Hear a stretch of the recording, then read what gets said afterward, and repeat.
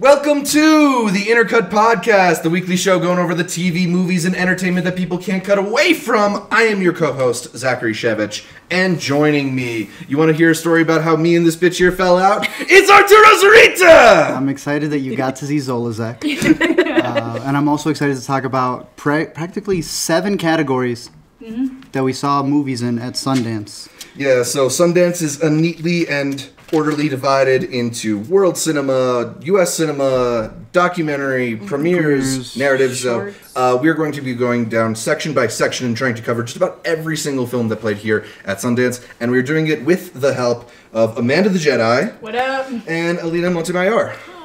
Hi. So the usual Sundance crew. Hopefully you joined us last year. If not, we got a whole Thank you for coming this new time. slate of movies. So I guess the way we want to start this out with is with some of the categories that we maybe paid a little bit of less attention to. Yes, sir. There's the kids category, which I think we just about whopping entirely movies. Finished the kids category, right? I saw 2 out of 3. Wow, I mean, that's amazing. pretty good. Yeah, the underwhelming Come Away, which is sort of a retelling of the Peter Pan story, and then there's Tom McCarthy's follow-up to Spotlight, Timmy Failure. Maybe the less said about that, the better. But then it's one of the more exciting categories that I don't know if we caught all of is documentary premieres. Yes, sir. The movie that did stand out to us from this category was Assassins, though. Art, I know you got a chance to catch Assassins. Yeah, I was able to catch it alongside Caitlin, and I know it just got picked up. You were talking about it earlier. Magnolia Pictures, yeah. I thought it was pretty good because it's these dudes who were literally covering the events as they happened. So they really thought that if you don't know anything about the story, it's pretty much about... It's the story of the assassination of Kim Jong-nam, Kim Jong-un's half-brother. Yes, sir. And it's this wild story that it's basically how these 2 young women who thought they were on a television prank show. Came to end up assassinating the half-brother family of the leader of North Korea.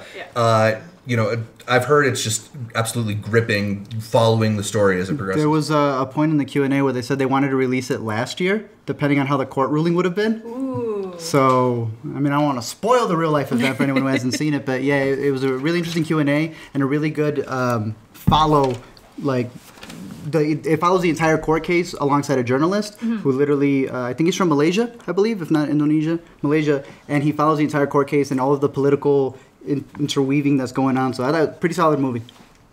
Awesome. The other thing that we caught in the documentary premieres category is Happy Happy Joy Joy, the Ren and Stimpy story. Alina, what did you think of that one?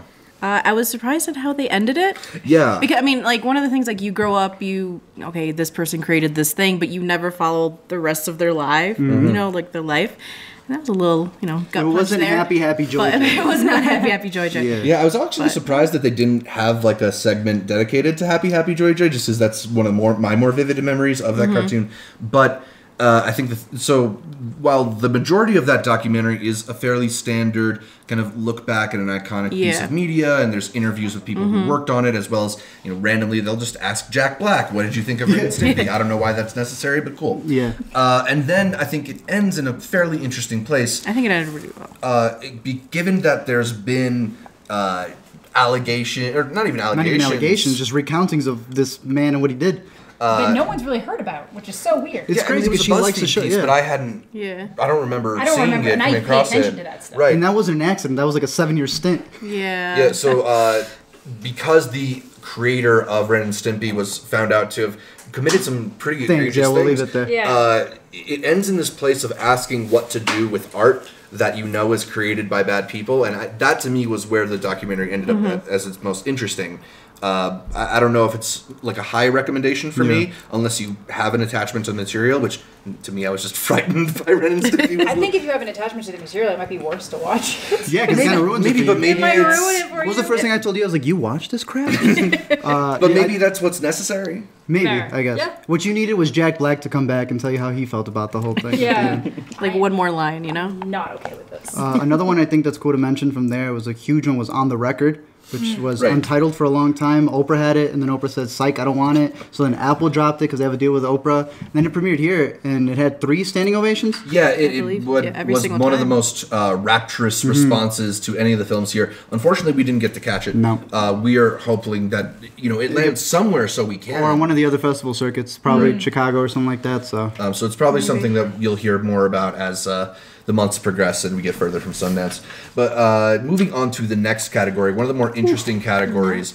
Next, that's the name of it. Next, That's it's not the next category. Yeah, it's the it's next next category. category. In next quotations. is meant to be the category that holds all of the kind of innovatively structured or very different types of cinema stuff that doesn't necessarily follow like a traditional 3-act structure. Yeah. This morning we saw something. I almost forgot which one it was, but the guy pretty much came out and he said, "This is the next category." Yeah, I this don't is- know how to describe him. I describe the category. I would just show them this movie, and he was right. So So going down from the top, we had Beast, which none of us in this group got. But I really wanted to. Like, it Yeah. looked so good, but it's one of those ones that just conflicted with just about everything on my schedule. Yeah. the Florida boys got to see it though, and they gave Yeah. it a pretty big thumbs up. They spoiled it completely for me, and I was like, "That's what happens." And yeah, it sounded pretty good, but I don't know if this one got picked up though. That's why I'm bummed. Yeah. So that's one of the biggest Yeah. problems with these is that you're gonna have We're a lot still in these early. categories. Yeah, you never know. We're recording this before the festival has ended, so Still got like what 3-4 days. But it's crazy to so see. we'll some find of out these. more pickups as Yeah. maybe by the time this podcast is out even. So keep an eye out for Beast. Fernando, our producer, intern extraordinaire, is a fan of that one. The movie that we're all fans of, Black Bear. Black Bear was My fantastic. first movie of the festival. Was so it? good. That's what you started the festival with. Yeah, Yeah. me You and started Caitlin pretty started- strong. Dude, that's what I mean. The whole time I'm like, damn, was that as good as I thought it was? And then you guys start seeing it. Yeah. Like, it's so Yeah, good. it's And pretty like, good. it was Even good as an I thought it 8:30, was. it was 8:30 in the morning. In the morning. Yeah. That's when you know a movie's The good. true test of That's- whether or yeah. not it's going to It's- keep It's you up that midnight early. after being up so late, and then super early in the Yeah, morning. no no, morning. true. So That's how you find Black out. Bear is this interesting film that's about a female filmmaker who goes on a retreat in the woods to this cabin where a couple are staying, and it becomes this sort of like millennial version of Who's Afraid of Virginia Woolf, where Yes. there's this fracture in the couple, and they're Yeah. like they're kind of at each other's throats, and there's a new person there just kind of observing the chaos. But I And then think like contributing to it too. and contributing to it too, because they get into these really interesting discussions of what modern day feminism means, and what the values or perhaps failings of Yeah, absolutely. feminism as a movement. But Yeah. I think it does it from a progressive place and a really really engaging. Like it's not trying to just like hate on. Yeah, because I find that a lot of the times when people make movies or make comments like that, you just end up with people using all these like catch terms. Right. Like if people weren't such SJW snowflakes, and I've heard that Yeah. so much now, and I know sometimes that they're trying to be ridiculous about it, but sometimes it just comes across as so just cheesy. This lame. didn't go into that; it just expressed a lot of those sentiments without having to use those words, which I Yeah, appreciate. and it does it in a way that pushes the buttons of the characters. Yes. It's doing it for the purpose of getting them to come into conflict with one another. And I think the conversations that are had are just really fascinating. And then the movie takes a second turn. second in Yeah, the second yeah. half, second half. It's with- superior. which I would agree. A lot of people have been saying I really love the first half. I don't I know like if I both. want to say one is superior to the other. The second half is second definitely funnier. It's just so chaotic. in every way, shape, It really or form. is If you so guys ever been on a chaotic. set, Like, on a film everything's- set at all, It's almost like a farce with all the like coming in and out Yeah. of rooms and Yeah. stuff like that. it's fantastic. coffee. The second, coffee. the second Yes. half is when I realized because I thought because I like Sarah Gadon a lot, from Enemy and a bunch of the other stuff that she's done, and in this one when they do the second half, I don't want to say what shifts, but I was like, oh damn, she's gonna be the standout here. But then Chris Rabbit did his thing, and then Aubrey Plaza did Aubrey her thing. Plaza. I can't say what she did at the end, but they had her doing something that to film that is kind of difficult. Yeah, like I had a Q&A with them, and I really wanted to ask, like, were you actually drunk? Did they get you wasted to film this, or are you just that good at what you do? Because I honestly think that they found the perfect role for her, because Yeah. it plays to the strengths that we already know she has, and then like amplifies things that people haven't seen. Wasn't And that it's with very the meta. Q&A? Yeah, Very I meta. mentioned that you had Very mentioned meta. how the director, which I always want to talk about, how he based this off his life. Lawrence is Levine, also the director, is married to Sophia Takal, who's also director. she did and Black Christmas, some Hulu Always and some Shine, which I Dark, love. so the main character played by Aubrey Plaza is kind of like a thinly disguised Sophia Takal character. But then also Aubrey Plaza Is talking dating a about director. herself. Yeah. He's dating So it's a very director meta movie. Who had a film There was a lot of in meta this. movies this year. There was a lot of meta All the directors movies. are like, here's my life. Yeah. They were just pretty much draw my lives, but in the next category. Yeah, it was good. Yeah. So this is one that made my top 5 because I was really Absolutely. fascinated by the way in which it lays out that first half and then kind of does this funhouse mirror in the second act where there's a lot of similar elements, but it's been completely flipped on its head. Yeah. It's a fascinating movie. It's got some really sharp dialogue in it, so definitely check that out. If it's not Aubrey Plaza's best film performance, then it's second only to Ingrid Goes West. Yeah. I think personally this is my best. It's better than Ingrid Goes I West. think it's better than Ingrid. Yeah. I have not caught our next one, but somebody in our group has and loves We're it. catching it right after this We are, podcast. yeah. Oh, we're talking about this one now? Man, Yeah. I'm so upset I'm the only one who's watched This is it. your I carry you with me. The Hispanic Mexican gay love story of the year, everybody. Like, I don't even know where to, this one for sure. Have to see it. I know Ben's in the back clapping, you know? You love it that much. Yeah, it's been their number one, hers and Ben's, for like the entire time. Yeah. What is it about it that really does stand out, though, in terms of... Well, it adds, I mean, obviously being Mexican in the background, it's a struggle of like immigrant parents, but it's like they're the first generation of going over. But it's the added bonus of, well, I'm an immigrant, you don't want me here, you don't want me in your country. Also the added thing of, well, I'm gay, I'm also not accepted at home, so where do you belong? So it's like that really hits, and I was just like, oh my gosh. And then the backstory to it. Oh, yes, so the director came out, Heidi Ewing? Yeah. Ewing? Yeah. Ewing. Heidi Ewing. Yeah. And she said, she's like, yes, I met them on Main Street here at Yeah, Sundance. Park City. Oh, wow. And right at Pizza Noodle, they got Which together. everyone knows Pizza Noodle. Yeah, everyone knows Pizza Noodle. You're talking her and the actors? Yes, they became friends, Wow. and they told her their story. And she fell in love with it. She's like, I have to tell your story. Yo, I need to start. Now it's her favorite one at Sundance. Yeah. So I think... We're gonna go to Main Street. We're I gonna like find it. a director, Interesting. and we're gonna tell them our story and see. So it's someone plays them, but the real life men are in the picture as well. Wow. Oh, cool. Because she does a lot of documentaries, so she kind of started in that point, and she's like, no, I have to go about it this way, but she also incorporates them, and it just breaks Like a your Honey Boy fucking type heart. I was about to say, Yeah, I was I gonna know say. you love documentary filmmakers going into the I narrative. do. I'm It's a so baby. good. Yeah, we're gonna talk about this one a bit more because we are literally watching it in 2 hours. Yeah. Yeah. But Yeah. you're comfortable saying that's your favorite through... So far, Of yes. all time. Cool. So far, the fest, yes. I Okay. would put another one. Once we get to World Cinema, I'll mention the other one. And I think I Carry You With Me was Sony Picture Classics picked Yep. that one up. So Yes, they I did. would expect Sony. this is getting a release and maybe even an hope Oscar so. push. She's awesome. I hope so. Yeah. Spree. Dude, I love Spree. This is Joe Keery as what, like an Uber driver? Yeah, okay. So Spree is like the Uber app basically in this world. And so I rock up to this showing with my Twitch little satchel thing Yeah. because I didn't need my laptop for the first time all week. And then this movie starts, and it's basically about this guy who just makes an account on this, rideshare app to try to get famous because he's just desperately trying to be an influencer. And at first it seems like he the way he's acting, you think he's really successful. Yeah. No. But then you realize he's not. The text, when it's like he never reached double digits. He never reached double digits. The man's never gotten more than 9 views on bad. anything.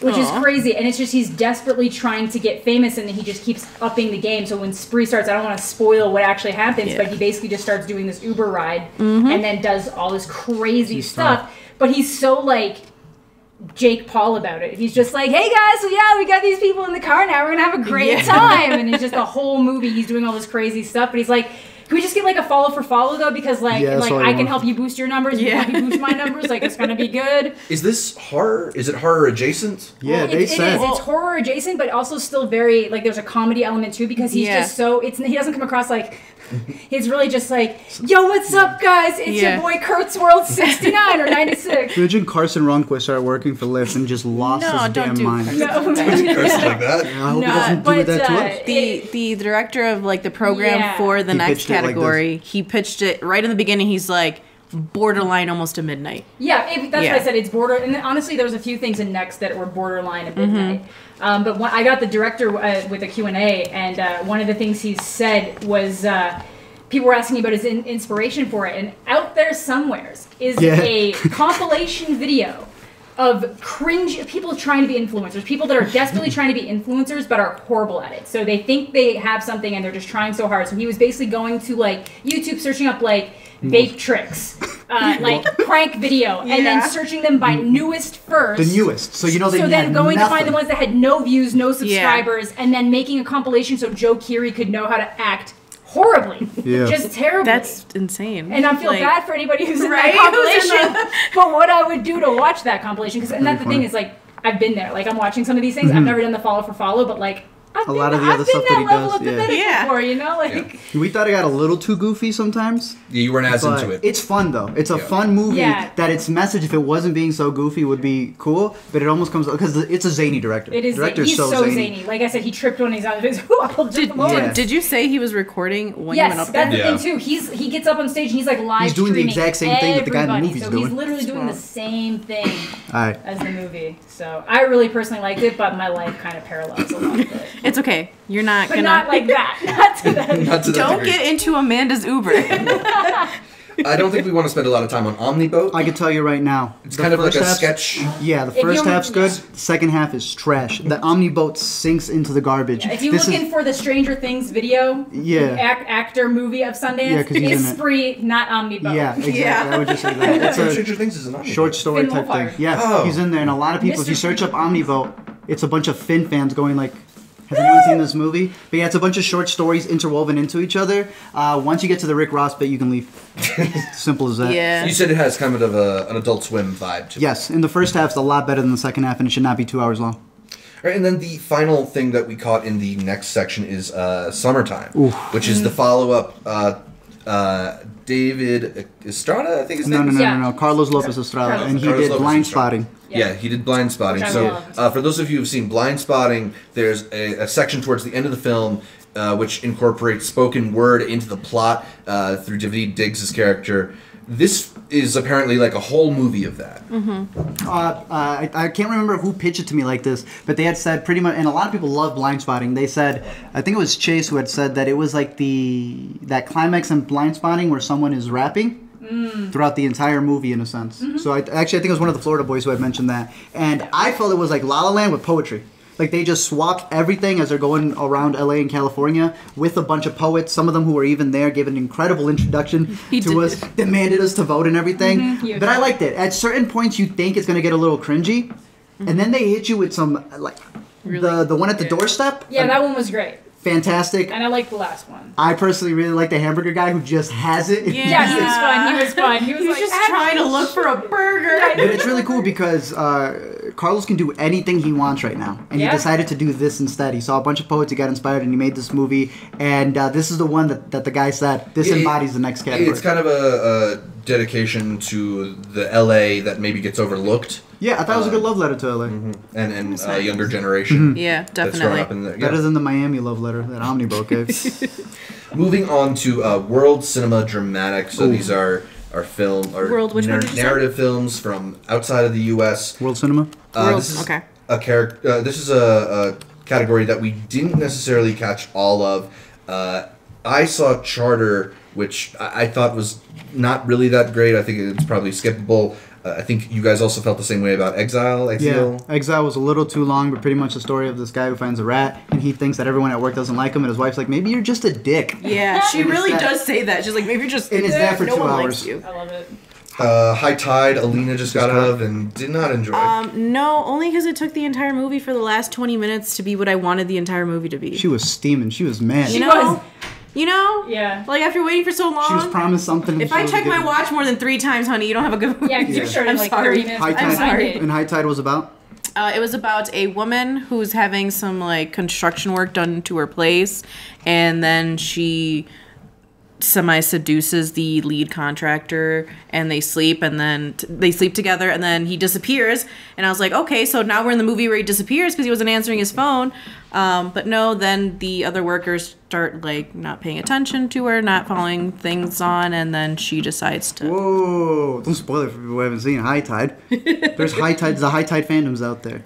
We also did catch Identifying Features, Yes, which they keep changing the name for, because in Spanish it's Sin Señas Particulares, which means non-identifying features, which they switched halfway through the fest when I guess someone realized that we ruined the title of the movie by forgetting the non in it. Yeah. A very meditative movie that has a lot of there's a lot of bokeh in this movie. Like literally, there's not even anyone in the foreground. It's just like the border. Shit. But you don't even see the cars. It's just bokeh'd out. Yeah. I thought the ending was fantastic. And it really ties the name in together, which is why I'm so upset that they keep messing up the name of the movie. It takes place in Mexico. It's about a mother who lost her son, is trying to look for him. The son lost his mother, trying to look for her. But when they find each other, it may or may not be the people they were looking for. Gotcha. And the movie goes on a crazy second half as well. Yeah, fantastic. But Which now is a thriller, or it's not even a thriller. It's just a meditative piece of the people in Mexico and what they're going through right now with all of the cartels and stuff. All right. On the opposite side, though, it goes hand in hand with that documentary Vivos Yeah. about the 43 students who That went missing? just disappeared. Yeah. Because that's happening a lot, but Yeah. not a lot of attention goes to it. Goes to it. And never get answers. Sucks. very different movie. very different. Amanda, tell us about Jumbo. Jumbo! All right, so Ooh. Jumbo, my girl, Portrait of a Lady on Fire. So Jumbo is the just classic Amazing. tale. Of course, the classic tale. Classic tale of a woman who falls in love with an amusement park ride. Girl meets Tilt-A-Whirl. Tale is old Girl as meets time, Tilt-A-Whirl. really. Tale is old as time. But honestly, it's really well done for what it is. The main It is. character, if you've seen Portrait of a Lady on Fire, she's the one who plays Marianne. Yeah. I think her name's Adele. No, Adele's the other one. Yeah. Adele's the other one. Adele, so the one that's not Adele. Naomi? Naomi, The one yeah, who's not Naomi. Adele. So Naomi, it's almost such an opposite character of what she plays in Portrait. It really is. If you've seen Black Swan, the way she acts is kind of similar, kind of like a kitty, more subdued, kind of like innocent. There's like an innocence that's very similar to the character in Black Swan, and that's kind of something that's like mentioned, that she's normal, but she's not the same as other people. Yeah. And she's I'd heard a comparison, like almost like to her, in that there's this surprisingly touching love story to a inanimate object. Yes. Yeah. So what happened? So we got the Q&A for that, basically someone was like, "How did you come up with this idea?" And she was like, "Well, I read this story about the woman who married the Eiffel Tower." True story. Yep. True story. And it's like, I thought it was the weirdest thing. But then I actually had a chance to talk to this person and realized she's just a normal person. She was really nice, and there was like nothing wrong. There's nothing wrong there. And then I just kind of wanted to turn this more into something of, if it's not hurting anybody, it's not infringing on anybody's rights. Like, it's not like she's doing something with a kid or an animal that can't consent. Like, this is just an inanimate object. The director then married. Yeah, The it's just kind of something that, like, maybe we shouldn't judge people so harshly for things that, just don't necessarily align. I'm not saying that if somebody says that they're in love with their car, you shouldn't ask if they want to they're talk okay. to somebody. But It's the third oil change this week, But sir. the larger message in it is just kind of like. I mean, do you feel like it could also be this sort of allegory for like an LGBT kind of love story? I think so too, definitely. I think it could be an allegory for that, even though she did specifically say it was related to that. But I think it could definitely, you could take it as an allegory where people think things are like super unusual, Right. and then like as times change, it gets, people realize, oh, that's not really weird. It's everybody's consenting. Because that's the biggest thing. As long as there's consent involved, there's nothing wrong with what's happening. That's And all I I'm heard saying. the ride actually gives consent. Yeah, red Yeah, light, the ride green does. light. The ride, Red that's light, what I mean. green The light. ride literally gives consent. They do was like, like, that's what? the thing. The ride turns on for her. Stop. Goofy. Stop it. Possessor. Stop it. Yeah. Are we going to Possessor already? I think, unless you have something else to say about No, we're Jumbo. good. It's good. So one of the earliest movies that got hyped up here Very at hyped up. Sundance is Possessor. Which we assumed was gonna be at midnight, and after we watched it, I still thought it was at midnight, but it's Canadian. So it's World Cinema some Dramatic. reason. Cinema dramatic. Yeah, so this one comes from Brandon Cronenberg, the son of David Cronenberg, who is a legendary horror director. Movie And fell apart Cronenberg. You can tell that he's got the influence from his father in the use of very assaultive and gory Yes. imagery. A lot of practical effects, A lot which of they were practical proud effects, of. yeah. Very proud of. Honestly, they're more. I think they're more proud of the practical effects than anything they actually came up with for the story. I think that's why they made the movie, was It was because they for wanted the- to melt the just to- candle bodies. Yeah, He was so excited they had about way it. more. They had The way more practical details. effects. Yeah, they had Yeah. way They had more going details on. for the practical effects. And anytime anybody asked something about the story, he'd be like, "Well, I just kind of wanted to let people debate and like discuss What it has things to on do their with own it. or what you think it is." So which is fine. the story is It's interesting. I guess so. Yeah. It centers on this idea of people who can take control of another person's body, and then they Possess 'em. use that Yeah. to carry out various things, including assassinations. Yeah. And the way in which it kind of develops into this fight for control of a body. Yes. It becomes pretty interesting, even though the plot is maybe a little bit thin, and they don't. I don't I do think that there's stuff in there. I think all of you guys like the script less than I did. I think there's stuff in there because I do want to rewatch it because they leave a couple little clues in there to what could be more of her backstory. Yeah, no, I think I caught on more of that than some people did too. Because like people were talking to me about things, and I was like, no, because then this happened earlier, and that lies into this. I'm like, oh, okay. That said, they also saw Brandon Cronenberg's short film at TIFF. Yeah, right. I thought it was going to be kind of like that, and it kind of is a little bit. Is. I mean, I think both that film and this film use their kind of sci-fi premises to justify some really crazy imagery. And there's these entire sequences that are like they make no real narrative sense, but they give you feelings of like, provokes the emotion of whatever. Of like a body losing control of itself, and it's really visually impressive. I don't know how much all of it held up for me. I do think it was interesting. Love the image. You're into it more than all of us. I think I am. Yeah, it's grown on me a little bit. Plus, it's got Andrea Riseborough and Christopher Abbott. Christopher Abbott, two great performances in Sundance. What else is good. But just for the faint of heart, the reason why we're saying we feel like it belongs at midnight is not only for the story and the sci-fi and the horror. There's some disgusting stuff. Very, very like. I think it's the most brutal movie at Sundance. It's the most brutal one I've seen. It is. It ain't no Nightingale, but it's not Nightingale. I love their enthusiasm with the practical effects. They were, but my thing is like we want to be that graphic with violence because that's how it is in real life. And like violence isn't always like that in real life. Oh yeah, like, what the hell? There was some Q&As where they just ruined the movie more than that did help in the movie. That's how I felt about Joker. Anyways, go ahead. So with Possessor, that was actually a movie that for the first couple of showings they were carding people, making sure they carded us at the Egyptian. You were 18 or plus, but I don't know. I think if you know what you're getting into, it's not going to be too gory for you. It is very gory. But the fact that it's in world cinema, I feel like some people might buy tickets without paying attention because it's not midnight, so they get a ticket. This is also Sundance 2020, and we have seen people go to Zola thinking it's about the poet. Yeah. And they got a story about hoism. Yeah, exactly. And they were surprised. So. It's a documentary. It's a documentary about the wedding. Zola? The Zola, the wedding company. So yeah, you'd be surprised. Yeah. Alina, tell us about Summer White. Ooh, it's called. It's from Mexico. It's Blanco de Verano. It's the story of how it's just a mom and her son, and he's 13 years old. So it's just them two. They have a strong bond and everything. Nothing's too taboo between them. And then the mom has a boyfriend that comes to stay over, and then he's living there, taking them on vacations, this and that, and it's just like the story of him adjusting to this other male in her life and taking all this attention away, and heads are butting, and you really just want to like choke the kid too, you know, like talk some sense into him. But I mean, it's a fine movie. Yeah. That one, I saw that one really close to Sin Señas Particulares, and I was just back to back. Non-identifying features stood out more, do you think? Definitely, yeah. But this one was still pretty good. Another movie that I saw that's in the World Cinema Dramatic Competition is Surge. This is from movie. I pitched that ticket. Yeah, after my review. So this is a film from Britain. It stars Ben Whishaw as a man who kind of is pushed to the edge by society. Like if there's an alternate world in which this could be a Joker origin story type of thing. And the filmmaking is very kind of it's kinetic in the way it moves. It's a very shaky cam, in your face. I almost compare it to the way it's shot to Son of Saul, how it's so focused on him and not so much his surroundings.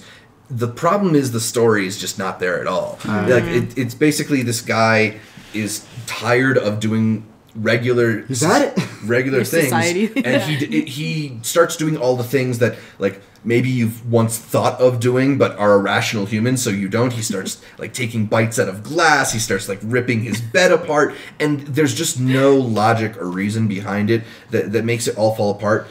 If you do like Ben Whishaw, it is a fucking gonzo performance from him. He goes bonkers in a really entertaining way. I hated this movie, but it reminds me of Filth, the way you're describing it. Yeah. Like, hated it. He's crazy. Yeah. Ben Wishaw's great.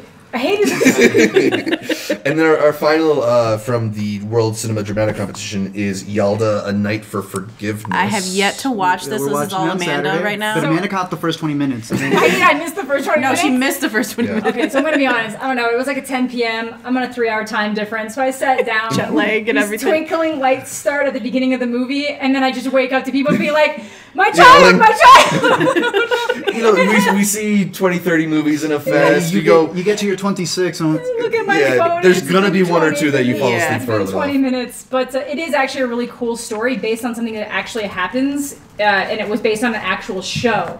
So it's basically something where people who have committed serious crimes, so like actual murder. So this Yep. woman is either inadvertently or accidentally responsible for the murder of her husband, and she's obviously sent to prison. But they have an option where they can go on a game show with the person, the closest relative, and ask for forgiveness. Yeah. If they get forgiveness, they're acquitted of the crime, but they have to admit guilt. So there's like Yeah. that thing. You can't just say, I didn't actually do And it. it's public, yeah. But if the person does not forgive you, you get hanged.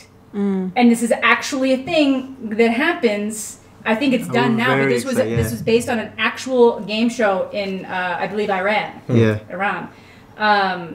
And it's just like a crazy story where this like these real like it's so like surreal because everything that happens in the game show is like what you would imagine in a regular like something like American Idol where you've got like a famous host. But It's like, there's oh, we death got on the line. It's like we got a music segment in between Yeah. this. We got a performance, and we'll be right back after this break to see if she forgives her. Yeah, maybe I wasn't reading the plot description as closely as I should have been, but just That sounds insane. going over it briefly, I was like, oh, this could be like Slumdog Yeah. Millionaire. It sounds way What it heavier looked than like, Slumdog yeah. Millionaire. It's very heavy because there's all sorts of stuff with like her kid and stuff. Like it's a very, very wild.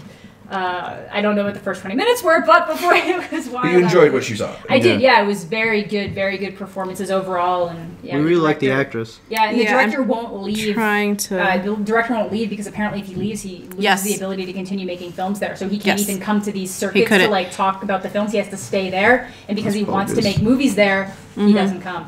Yeah, That's lame. because he can't with the relations. He's like, I'm available through email. That's it. Yeah. But I will just say really briefly, I'm assuming she plays a daughter in the movie.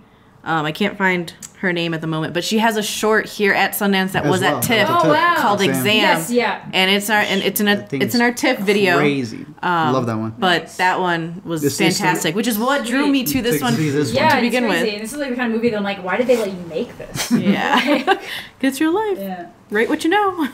We're going to run down the Spotlight category really quickly because Go for it. these are all Spotlight. films that had their premieres outside of the festival, but they're playing Sundance as well. And then We Danced, which a few people in our group enjoyed. Collective, a really striking Romanian documentary that shows what happens when a sports newspaper decides to start hounding the government for their failure in healthcare. It's just a really Interesting. fascinating story. I would highly recommend that one. Emma, which you saw and did not I like. saw it TIFF. I wasn't huge on it. I don't think it's a bad movie. It just wasn't necessarily for me. Right.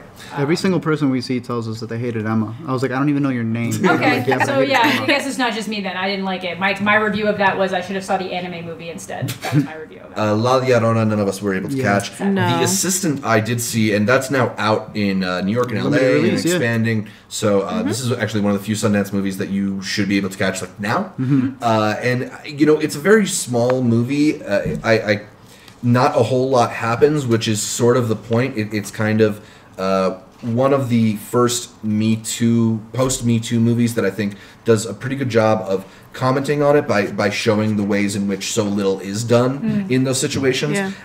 For me, as a movie to get excited about, maybe it's not Yeah. going to be top of your list because so little happens, but it did make me think that its director, Kitty Green, is going to be somebody to watch out for because she's got an intelligent way that she approached the material. So How's Julie Garner? very good. Her Julie Emmy Garner. win, too. Yeah, she very good in the role. It's not like she has. It's a very internal role, and I Yeah. don't think she gets pushed too much. But there is a really great scene between her and Matthew McFadyen, who's on Succession. Yeah, and I think it's kind of the scene where everything in the movie sort of falls into Okay. place. Okay.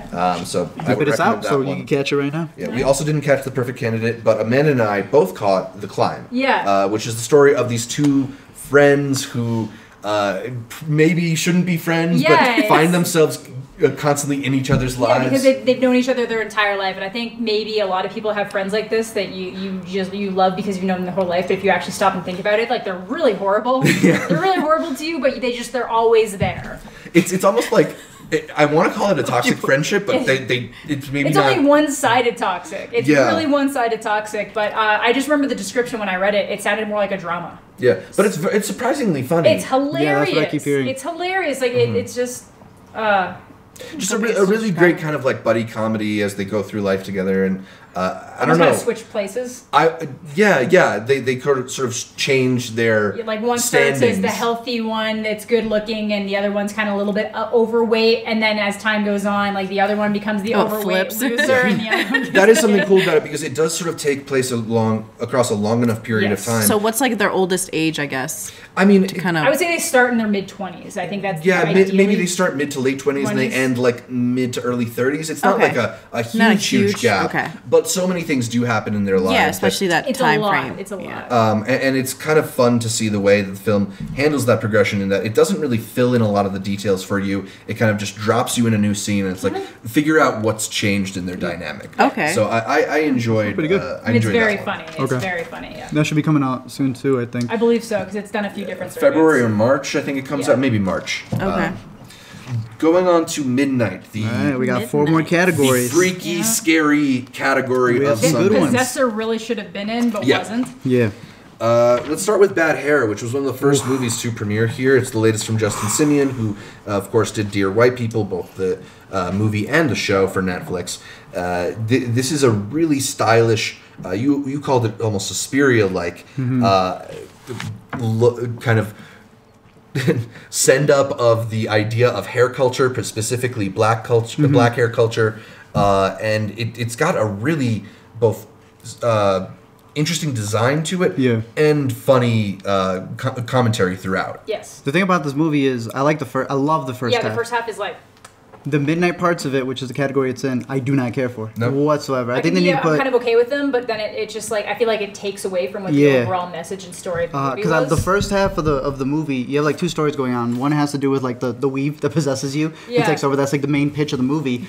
But the other perspective is that you also have all of these black women who are working at a place called Culture that get short into cult in order to be able to push. I believe they're in the 80s or in the turn to the 90s. Of how they believe rap, who knows, maybe one day will be the #1 genre, and how they can get that before it becomes that. Yeah. That I love that part of the movie and all of the everything the commentary that's going on the fact that like they make fun like the women's natural hair. Like this is what your hair looks like, but then making them feel like they can't just be who they are. Right. So they have to subject themselves to these ridiculously long standards of like getting these weaves and fake hair. There's sort of 2 things happening in this movie. Where one is the actual possessed weave that is taking over people and killing people and stuff like that. And then there's more of the subtle takeover, which is the normalization and incorporating of non-black beauty norms, Western-centric beauty norms, and how. In order to succeed at this company, you see different black women going through, eventually coming to the realization that they will get farther if they change their hair, if they look more like literally being told American they're not, even if they're not on camera. Even if they're not intending to be on camera, they have to like follow these beauty standards. Otherwise, they can't excel, even if they're literally overqualified for the positions that they're in. Right, and to me, that's the commentary that makes the movie more easily. Right, the other elements are fun and campy, and I think provide a lot of commentary. But there's some substance, there's meat on the bone there. So it got picked up by Hulu, so I don't know what they're going to do, because a lot of the movies this year, I would say it's probably similar to Little Monsters. Yeah, probably. Although that just said it's going to get a theatrical release, so we'll see. I don't know. Yeah, I'm curious to see. Under Disney, maybe they got. Yeah, I'm curious to see what they do if they make any changes to them, because Bad Hair has been the one that a lot of people think that's going to be the one that's going to get cut. They're going to. No pun intended, but change some stuff. So I don't know. Hopefully, the only thing that they change is that they amp up the visual effects, because the visual effects could be. I think they're cool. They just need more money put into them, so that they come out more effective. But the sound design is fantastic. Yeah, sound design's great. His House. This is sort of a immigration horror story. Yeah, it is. It's another one that kind of has like the Bad Hair vibes going on, where there's like the horror aspect, and then there's like the cultural aspect, but then like the very present like scary horror, like the cultural stuff. So it's basically a family that like a husband and wife that are from Africa, and they're immigrating into Britain. And they're finally given a home. It's one of these things that, like, when you're a refugee and you're seeking asylum status, like, you basically stay in one of those big detainment buildings where you can't leave until they decide your fate, either send you back or give you a chance to stay. So they give them a house. Okay. And then all of this, like, crazy stuff starts happening in the house, and it kind of, very similar to Bad Hair, leads back into a storyline relating old kind of, like, myths and, like folklore from, like, their home. And then it just kind of weaves into a story where you think one thing is happening, and then like there's this huge reveal at the end where it's all like that wasn't what was going on at all. It's really good. It does use jump scares, but it implements them in like a really good way. So sometimes you'll get one of those jump scares where it's like, oh my god, it was just a bird. Yeah. But then if you're looking in the background, ooh, you got one of those? Something else was there too. You got like hiding the grandmas. hereditary Yeah, thing in the back. exactly. But it is it's very good. It's very like you really feel what the characters are going through and like the like kind of like insanity. Because at one point because that's one of the rules is that they can't leave the house. You have to prove that you're ready to assimilate to the culture. And that's kind of what it is. The commentary is really more about how you force people like who have gone through like unspeakable horrors to get where they are, and then instantly expect them to just be good to go. Yeah. And so you think this works both as like that just satisfying jump scare horror piece, but also as a commentary on the Sudanese couple and like what the process of assimilation is like, or Absolutely. is it better on one hand than the other? No, I would say it's pretty even. Like, yeah, Caitlin saw it at the same time as I did, and I would say it's very even. It does a very good job juggling the horror with like the cultural aspect of it and the social commentary. Interesting. Relic. This is one that I didn't catch, but Really? You caught it though, right? No, I We just I YouTube it? was supposed to see I guess it. so. Oh. I did not. Relic. I really dug the ending. I think our group, not Yeah. outside of this table, our group is pretty divided. This is one of the ones that we're Yeah. pretty divided on. We're very split on it. So pretty much it tells the story. Natalie Erica James is the director and the screenwriter who made this movie. She talked about in the Q&A how she has a lot of... she based it off Relic because there was a lot of things from her Asian grandmother that she like had in store and stuff, and how this story was supposed to be kind of like a generational thing, where you have the grandmother who everyone thinks is going to be like the creepy grandmother. Yeah. But in reality, I don't want to spoil too much at the end, whether there's like a haunting or not going on. Well- but the whole first hour and a half is just edging you. She wanted to tell a story in a sense of her grandmother had Alzheimer's and how you as a family then eventually just have to accept them as they are. Just And it plays it off as a horror. yeah, and it turns it into like the horror. But it's effective towards the end because I thought the ending was fantastic. But you have to sit through an hour and a half of Grandma, is that you?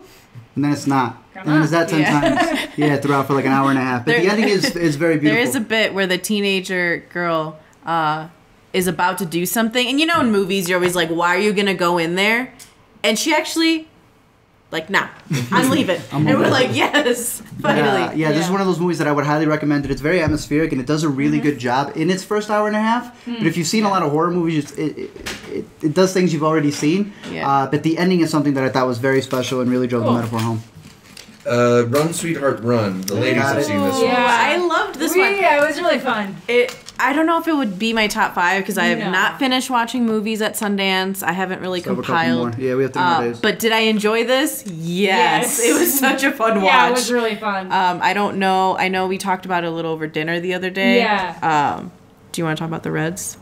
You could talk about the Reds. Like, I really the liked Reds are great. the Reds. Whoever the production designer was combining all these Reds in the beginning. You just have like this montage of like secretaries, and you know you have like the little cup has a little red accent on there, or they're all wearing a little bit of red, Yeah. and then it continues on throughout the whole movie, and it's just She's beautiful. On a date. It's got this beautiful red dress. And This is the Blumhouse pickup, right? Yes. Yeah. Blumhouse tilt, Got yeah. the laugh, but it was Blumhouse good. tilt. Yes. Yeah. Very enjoyable. It does Yeah. have jump scares. Yeah, it has jump scares. It has some like ridiculous moments, but it is another one of those ones that goes kind of meta. It does. And you kind of like I don't want to spoil anything, but there's a character who there's a reason why it's meta, but like there's like this amazing shot where he Yes. just like the camera stops because the character's like.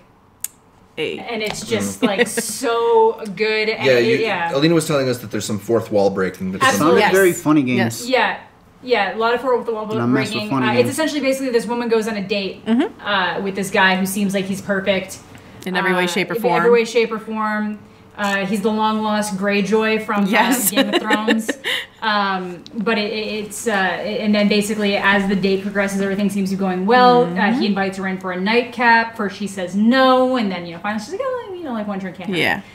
And then he basically just starts hunting her around the city. She gets Yes. out, but like he's just literally hunting her around the city, Yeah. and it's just ridiculous. And it's another one that has some social commentary going on. It does. In the beginning, like I told you at dinner, it was very, this all can happen. This is all realistic, all realistic, all realistic. Are you scared now because that's actually happening? Yes. Let's distract you. Yeah, absolutely. So it's very good. But again, it exists both as something like a social commentary, but then the horror elements are all there. So it's solid. It's definitely recommended. And Blumhouse means it's going to get distributed. Yeah, definitely. Yeah. I got 3 more. Yeah, briefly, you saw Scare Me, but you weren't too high on that. Scare Me is good, but after a while, it just kind of starts feeling like improv. Yeah, it starts feeling like an improv movie after a while. Because the guy wrote, directed, and stars in it. Yeah. Josh Rubin, formerly of College Humor, wrote, directed, stars in it. Yeah, this would have done better as like a Black Mirror short, probably, because it just turns into people telling scary stories back and forth, but in a comedic way. Okay. And then it does get a moment where it gets tense and scary, but it's very quick. And if they had extended that out, I think it would have been a lot better. Right. So aside from Josh Rubin, you have Aya Cash, who's from You're the Worst on FX, and you have Chris Redd, who's been on SNL for a couple years now. So this is a comedic cast that's leading this. In a midnight. Yeah, and there's a lot of mostly horror, but horror comedy. No, I would say it's mostly comedy. Okay. And then it gets horror very much at the end. And again, it actually has some commentary on kind of how we tell stories. Yeah, not even how they tell stories, more how like guys feel about themselves and like insecurity in men, or just in. And again, he's kind of similar to like the guy from Spree. Okay. Trying to be something, but he's not actually anything, and then coming across somebody who's very actually successful. good at it. Yes, exactly. Worth a watch, but not something that I would go watch in a theater personally. All right. None of this group, I believe, saw The Night House. But and I should have, because you know who wrote this?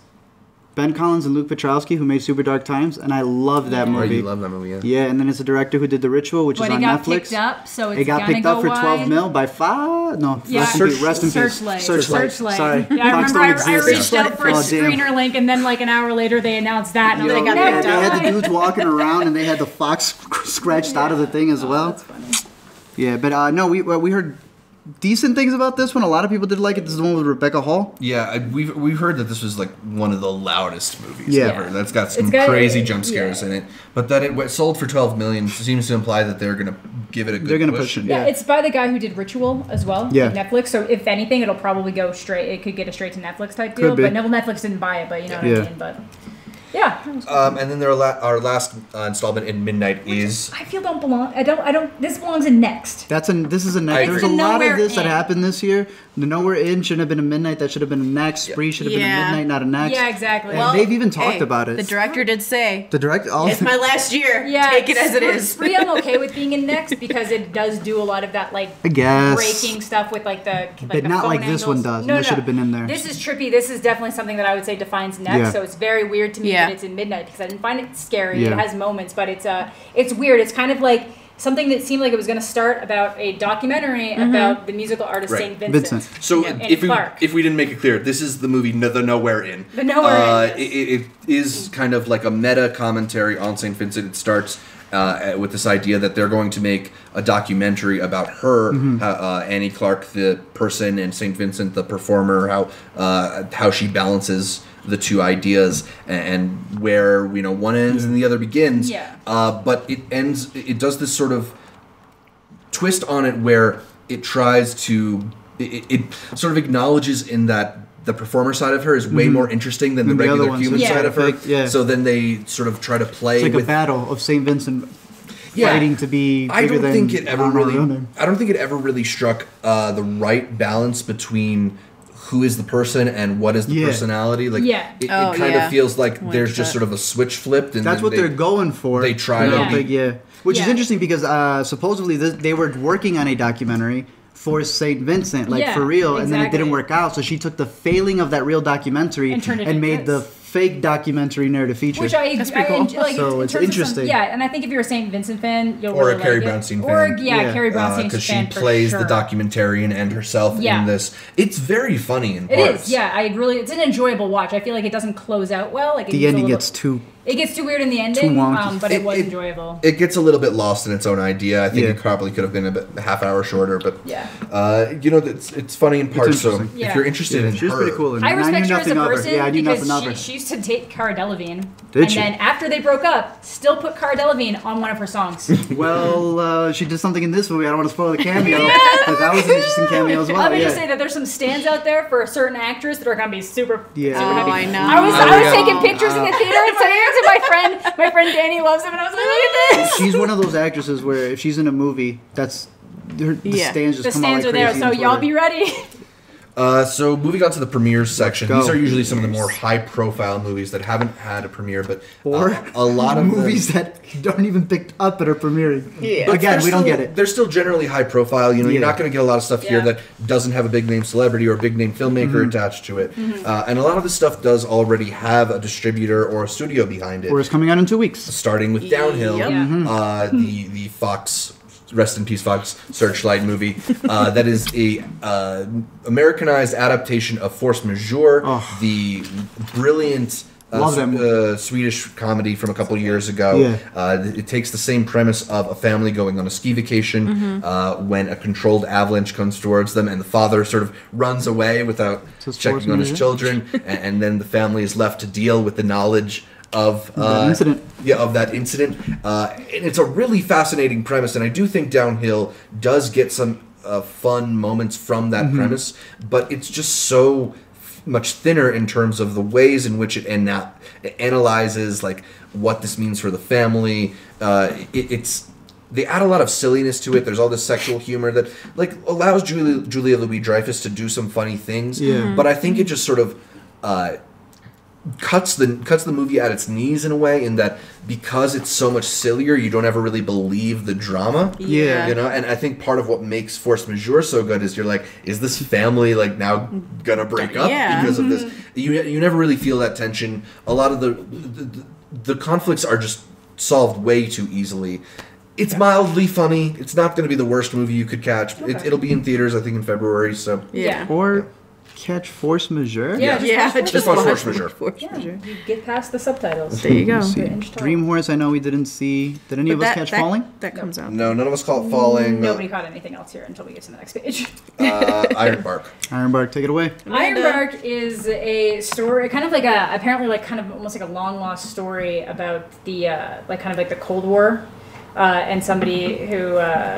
It's just kind of like this relationship between somebody who ended up being kind of like a Soviet person who turned kind of spy for the U.S. because they didn't want these bombings to happen. They were like, I don't want these tensions to increase because I don't want my country, I don't want Russia to bomb the U.S. and I don't want the U.S. to retaliate against Russia. So I'm going to give them information. And apparently it was like the most information that was ever shared. And it's basically, so Benedict Cumberbatch is like the main character, and they send him over because he's just kind of like this goofy business guy that they're like, they'll never suspect him. He works in like an area of business where he tries to make kind of like machinery stuff. So it would make sense for him to be like, we'll share some innovation. So the Russians were obviously very big into him being here because they're like, well, we obviously want American technology or, Western technology because he's from the UK. And he basically just goes over there. He takes plans from the guy and brings them back. And it just kind of, this is like based on a real story of these two people. A lot of people have said that Benedict Cumberbatch is particularly good in it. I think he lost a lot of weight for this role. He did, because there's like a moment towards the end where like something happens that obviously he ends up in a bad situation where he loses a bunch of weight. It is very good. It's like if you're a fan of biopics or historical stories, like 100% recommend. It's cool. It's probably a story you've never heard. And I think it is something that deserves to be shed light on, particularly based on the Russian person, because he put himself at extreme risk to basically save the world, and potentially some of the information that he provided prevented Cold War stuff from happening, like the actual bombings from happening. So definitely. You recommend it in theaters or as a rental? For me, it's a rental. I basically saw it because I knew it was going to get a wider release. But like I said, unless you're a big fan of biopics or historical stuff, I would just say it's a rental. Kajillionaire. I think this is one of the more hyped up premieres. A lot of people wanted to see because it's the new film from Miranda July, who has a great reputation for making these kind of quirky indie comedies that look at life in a more minute way, in a more detailed way. You've got Evan Rachel Wood, you've got Gina Rodriguez, a couple other people of note in this film. What did you guys think of it? We have not seen it. Not seen it yet. Oh, you're seeing it tomorrow, right? Later on. Loved it. So, I would just like to say, when it comes to gay women in movies, it's almost always like a weird age dynamic difference where you got one person who's like a high schooler and one person who's in their 30s, and they always do it, and it's horrible. So like anytime they do something where it's like age appropriate relationship where there's no weird power dynamic and it works together and it's adorable, I'm fine with it. So if you're in for that gay shit, this is the movie for you. Kajillionaire. But it's That's really the DVD cool, code for right? Amanda. If you're into that gay shit, this is what you want to see. But it's really good. It's very quirky. It's basically like a family who's literally just, they're trying to get by. They don't want to work conventional jobs, so they try to like scam situations. So they're basically, it's one of those things where it's like if you guys actually just work jobs, you wouldn't work so hard and you'd have more, but they just don't want to. And I think it's almost kind of led to the main character played by Evan Rachel Wood kind of being like stunted in a way where she's very kind of like just like reserved in on herself. Slacker vibes. Kind of. So she's very reserved in on herself. She talks very low. She like her whole life, it's basically just been everything's divided in thirds, like a third to the mom, a third to the dad, a third to her. So it doesn't feel like it's a parenting situation. That becomes like a very large aspect of the story. But her name is like so funny. There's little things that are so funny. Like her name is Old Dolio. Yeah, I was seeing that there. That's the quirky Miranda July. Yeah, and it's so. What else has Miranda July made? Me, You, and Everyone We Know. Okay. This is another one that I'm losing the there's one title in of right now. between that I'm totally. But either way, it's very cool, very very heartwarming, very quirky. Like Gina Rodriguez, when she gets brought into it, it's very like cute and quirky. I don't know. I really I'm very excited to catch this one. I think we're all trying for it tomorrow. Yeah. That was cute. We heard bad things about the upcoming Netflix film Lost Girls with Amy Ryan, unfortunately, because I like Amy Ryan. But you guys saw Promising Young Woman. This morning today. comes out in April, and it is fantastic. Carey Mulligan. Yep. Didn't even recognize her at first. Act. Yeah, this has the last act that I think had everybody like. It had the biggest uproar that we got. People were clapping like crazy. Pretty much, you have Carey This Mulligan. is like a feminist revenge tale. Yeah, Carey Mulligan pretends to be drunk and picks up guys to teach them a lesson when they're trying to There's a trailer take of advantage this of it. right now. There's a trailer out for it. You can trailer. check it out. Very stylized. I think the colors are beautiful in this movie. Oh yeah, every outfit that like because she goes like in disguise, I guess you could say. So she puts on like this entire persona. And in a funny way, because she'll look up how to make the perfect blowjob lips, but then purposely wipe it so that it looks like she's extra sloppy. Or that she already gave one, Yeah. so it's like, so she's like an easy target type thing. For YouTube fans out there, Bo Burnham is in this, so if you kind of And want he's to see him in fantastic, an and acting he's role, really he's good. It's got a lot of pretty interesting actors in small roles too. I know Christopher Mintz-Plasse is in it. Laverne Cox. Yeah, he surprised us. But no, it was really good. At certain points, we thought it was going to play it really too safe or by the numbers. But Yeah, by the numbers. I thought the ending was Yeah, the ending was like solid. Nice. Yeah, I think the ending really drives it home because it's like not necessarily what you would have expected to happen. You got a really so. big clap. You saw Sergio. No, I didn't. No one saw Sergio. No This is one the I had to Netflix take one. it to Sergio, and then I didn't go because it was going to cut into like a movie. Have you heard any good things? I've heard basically that the one review I saw was like, this would have been a really interesting movie based on this documentary about the war if they didn't just keep shoving in all these Model-esque titties or something like that. So basically, apparently, there's just a bunch of unnecessary nudity. What about Tesla? Tesla is not as weird as people were saying it was going to be, so I was expecting to go in and like be weird. There is some weird stuff, like there's some weird like characters will just bring out like there's like one point where somebody's just on an iPhone. And this is set in what the It's early set- Tesla's 1900s. period. Yeah, well, 18 like it starts in like 18? 1881 or something, and then it moves into I'm like bad with dates. 1890s. But it's kind of it's weird in the sense like there's some stuff that's really well done, but it almost feels like there's no real direction to the story that's happening. And it just kind of goes through like Nikola Tesla. It touches a little bit on his like a lot with his feud with Edison, and then a little bit of his life. And there's like an overall narration happening by the daughter of J.P. Morgan, because apparently they had like a brief thing. Did you ever see The Current War? No. Same director, right? Same director. No, it's not. No, it's Michael not. Amor. Oh, it's also a Tesla movie. The experiment and Yeah. everything. That's what he specifically said. Like, this isn't supposed to, like my Hamlet movie. This isn't supposed to be a definitive Tesla movie. This is just something. It's not like a straight biopic. And they do a lot of interesting things, and like sometimes they'll do things, and then afterwards the narrator will be like, that's probably not how it actually happened. Oh. But it's fun to see. Okay. And I almost think that maybe like sometimes like the cell phone's being brought up, and at one point somebody's vacuuming. I don't know if it's one of these things that like they're trying to imply these are the things that Tesla might have inspired going forward. Like there's like I really like the narration meta of it, but then the stuff that kind of happens in between is not huge, and it ends kind of weird with him singing a song. This reminds me of the Glorias.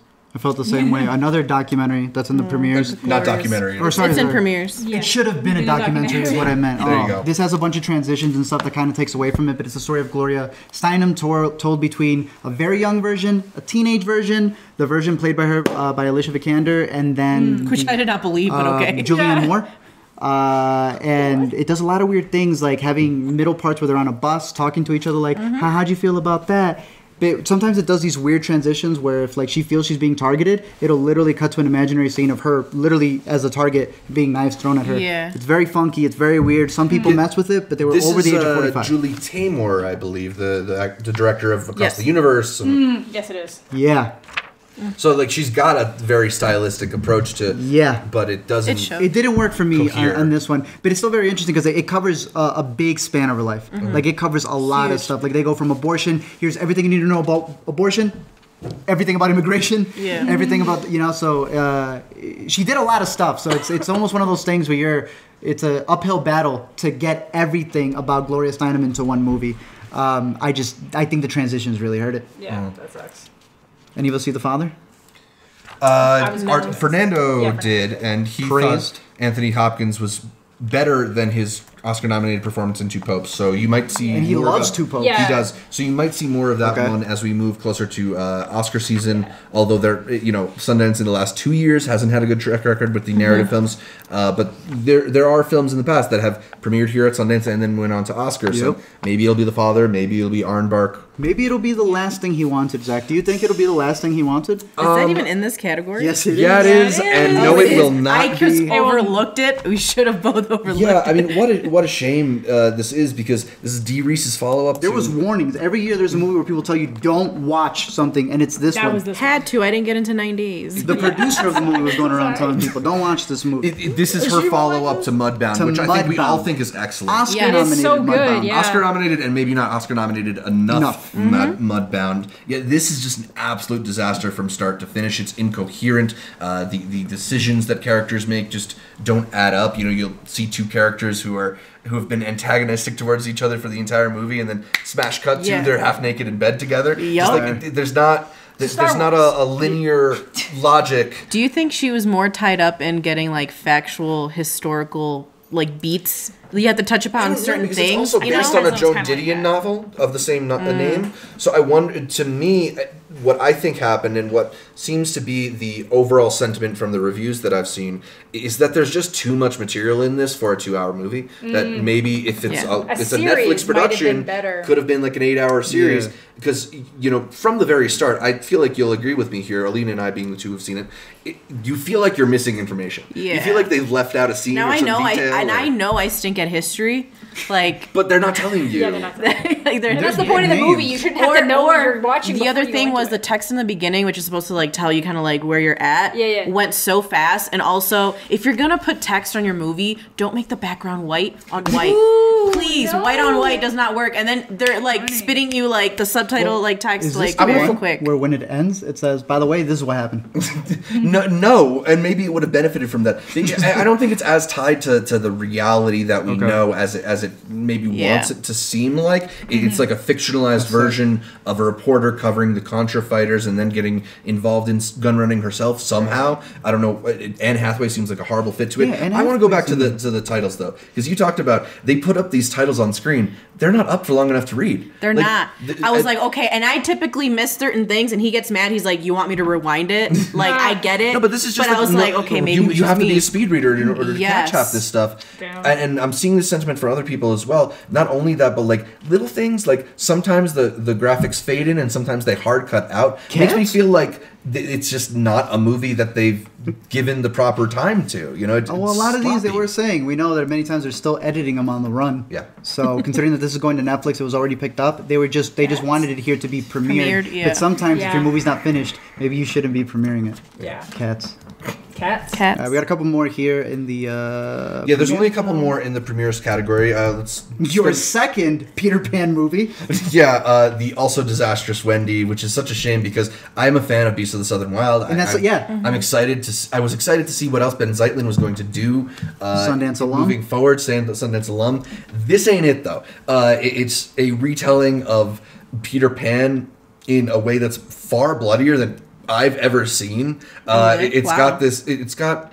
He has this way where he casts unknown kid actors and gets these very naturalistic performances out of them, which worked beautifully with Kavanjane Wallace in Beasts of the Southern Wild. Got that. Got the Here, She did. they're just not being clear enough, not being expressive enough. You have the kids yelling at one another, and I'm just trying to even figure out what they mean, and they don't. The kids aren't quite as talented at conveying the emotion from moment to moment, and it just feels like it's so wildly swings from idea to idea that it doesn't. It's hard to pay attention to. It gets really tiring. Yeah. and it just. There's all these visual tricks that he implements. There's puffs of smoke that burst from the ground as the kids call out to the island. Really? It's really cool the first two times you see it, and then they do it 20 more times. So it kind of loses its yeah. Amanda, you saw Uncle Frank. I did. I loved Uncle Frank. I really liked it. So again, it's on that gay shit. Which is Which, for if It you've is. never seen This it, is the- Amanda isn't, because in case you don't know, Amanda is gay herself. Because I think we always She's not have just one person obsessed that was with like, who does she think she so is? it's not saying? insulting when I'm like, this is gay shit. But this is the new movie from Alan Ball, who wrote Yes. American Beauty, who created Yes. True Blood. Really? He's Yes. the director of this one. Yeah, Yes, there's a lot of it's- writer-directors It's this year. it's like a very it's very like gut wrenching in certain ways because it starts with Sophia Lillis, who is from It, the female in It, and talking about how much she loves her Uncle Frank and how he doesn't come around all the time, and showing how like the dad doesn't like Must or distance, respect him. yep. So like he gets him like this really awesome gift, and he's all like, "What am I gonna do with this?" And someone else is like, "Socks." He's like, "Oh, awesome socks!" So it's just like clearly he hates him, and it kind of goes through this thing where when she kind of gets older, she goes to school in New York where he's a professor, and then like the grandfather ends up dying, so Uncle Frank's dad ends up dying. And it kind of turns into this whole thing where that's like the main source of his like emotional turmoil because he's gay. The dad is from the South. It ain't okay. Bible Belt. And it's like this whole thing of like self-hatred and how much he ends up internalizing his own hatred because of like how his family has treated him, and like he thought he was over it when he's over, but when his just dad dies, surfaces it all up. resurfaces, and it's like very moving, very, very worth watching. Very worth watching. Like Ben Zeitlin, another filmmaker who premiered at Sundance many years ago and became a smash success, is back with the movie. Sean Durkin, his first film since 2011. Written, directed. Wrote and directed The Nest. This is a family drama that takes place mostly in London after Jude Law's character for a job and in the hope of getting vast riches that he can, show off to all of his colleagues and friends. He moves the family to London into this palatial estate that they don't even have enough money to fill all the rooms with like furniture and stuff. Yeah. And it becomes this kind of like weird, tense family thing where there's even the music gives you the sense of foreboding, the sense that something's going to go wrong. It almost feels like at any moment it can turn into a horror movie. Okay. Because there's just this discomfort between all the characters. And I think it's something that Sean Durkin's doing really well, is to just this idea that something's wrong beneath the surface. Even there's a horse that plays a key role in this idea of like nothing really stays buried. Nothing stays buried. And the way in which it's such a slow burn to the point where this family unit kind of blows up, and to see how they even try or whether or not they want to put the pieces back together, I think was really fascinating. I like this movie the more I sit with it. It's not the most exciting moment to moment watch, but there's a lot to chew on. I think everything that happens is important and definitely worth watching. So it's like a slow burn, but it's not one of those ones where you're slow burning and waiting for the ending for like that thing to happen. It's like everything that's happening is very important and very it builds up to something. I heard great things about Carrie Coon. Yeah, Carrie Coon. I mean, the always fabulous Carrie Coon is really great here. I would personally hope that she's going to be a Best Actress contender down the line for this movie because she's so good in this. Yeah. All right, we took a quick break, but we are continuing with the U.S. documentary category. I think this has got a lot of the more interesting documentaries that are in Sundance. There are some titles that we missed. One of the ones that we did not miss, Bloody Nose, Empty Pockets. At least I did not miss it. It's the latest from, I want to say, the Ross brothers. I'm not actually sure they're brothers. I feel like they're brothers. But it's a really interesting and beautifully shot documentary. It takes place inside of a Las Vegas dive bar. In the 24 hours before it closes forever, and so you get all these kind of like forgotten characters who have found this community in this bar, coming in for one last time. You see them coming sober, you see them fall down, leave drunk, and just like the progression of the night and the way that their dynamics change throughout. It's just a really amazing kind of picture of a slice of America. You know, they talk about the same issues that are present in our lives, and it feels very real. I think the Ross brothers have this really interesting style of documentary filmmaking where it really feels like you're just kind of a fly on the wall, and they have so many colorful characters that makes it a really engaging documentary. So I'm hoping more people get to see this one once it's out there. Hopefully it gets a nice release. Did it get picked up? I don't think it got picked up yet, but I imagine it will because it's a pretty watchable film. Watchable film. No, I mean, I'd say that only because I've seen their previous work and it's a lot more abstract and a lot harder to follow. Yeah, I was looking at this. One of their movies was 45365. Yeah, right. And like they don't make these documentaries that are typically like very palatable to like a normal audience. They're kind of artistic, but this is a nice mixture of that artistic style and a setting that just is really, really interesting. So, Bloody Nose, Empty Pockets. It's one of my favorites from the festival. What else did we have in documentary? I think there's Boys State? There's a little movie called Boys State. Maybe, I don't know, the best of the best. Go ahead, introduce it. Yeah, well, so Boys State is this documentary from Jesse Moss, and I forget the co-director's name. Amanda McBain. There we go. Jesse Moss previously made a film called The Overnighters, which is really amazing. Yeah. But this film, it takes place during a boys' state camp, I guess you would call it. 2018. Which is this event that young kids go to, I think ages 16, 17. So there's an 18-year-old in it as well. And they basically form a government, hold within elections, propose policies, and create this like mini form of government in this small civilization, and it becomes this interesting kind of like, you know, microcosm of our larger political climate. They're debating the same issues that we are on a national scale. They're using the same type of political maneuvering that we see on a national scale, and you know, we were talking about it just a moment ago, and the thing about it is like, if you are distressed by the state of politics in our country, like this ain't gonna help. This is not gonna help. Maybe in some ways it would, but like in a lot of ways, you just see the faults in our system and how like the system, because there are people in the film, the documentary itself, which also was surprising in the titles, that this isn't like a 1 week thing experiment that happened. This goes back to when Dick Cheney was involved, a part Cory of it. Booker was involved, Bill Clinton Clinton was involved, Lil Willie himself. Like this is a thing that's been there. Potentially like a training ground for our future politicians, and you know, if that is the case, it is certainly the like lesson they learned is very sad. Yeah, it's not exactly heartwarming or lifting, but it is like a really amazing depiction of the two-party system that we deal with and its faults and how, you know, the ways in which politics sometimes doesn't spread through the ways we think it should spread. I don't know. I think it's a must-watch for people who are participating in our system, you know? I think it's a must-watch for anyone who likes great movies and great characters. I can't even call them characters because they're real people. They are. It's them. Renee has gotten the most shout-outs on Letterboxd. She's being asked to be married. What's Carlos? Steven. Why do I keep saying Carlos? Now I feel like respect his name and my other maiden name. fantastic. Like, you're rooting for a bunch of these guys. You're disappointed by a bunch of these guys. There's a bunch of ups and downs that the movie gives you. But it has some of my favorite lines, rebuttals that are happening. And I love how they caught a lot of these moments. Because many times you're like, how do they catch these moments without it feeling a little rough? You could feel like they don't know what they're about to get. You can see the camera guy setting up like, oh, it's going to be good. This is going to be a good one. There's an intimacy to their style. I really like that. It's just beautiful to watch, first of all, but it also, like, you see the emotion on their faces. It's a really, really amazing documentary. It's a lot like Stanford Prison Experiment. The same reason that I like that is this. I don't know if you had anything to in our Q&A, they had said that they met Renee as we saw him in the film. Right. What you mean? They said, as in, well, what they said in the Q&A, it's like, because someone had asked, like, if the having a camera in your face, right, out of all 1,100 or 1,200 kids that there were, how do you know to focus on Steven or Robert or Eddie? You know, they don't. They say? So the way that they ended up focusing on Renee is he went up and gave his speech to become the campaign chair. So they start following him. And they started following. They knew he had to follow them.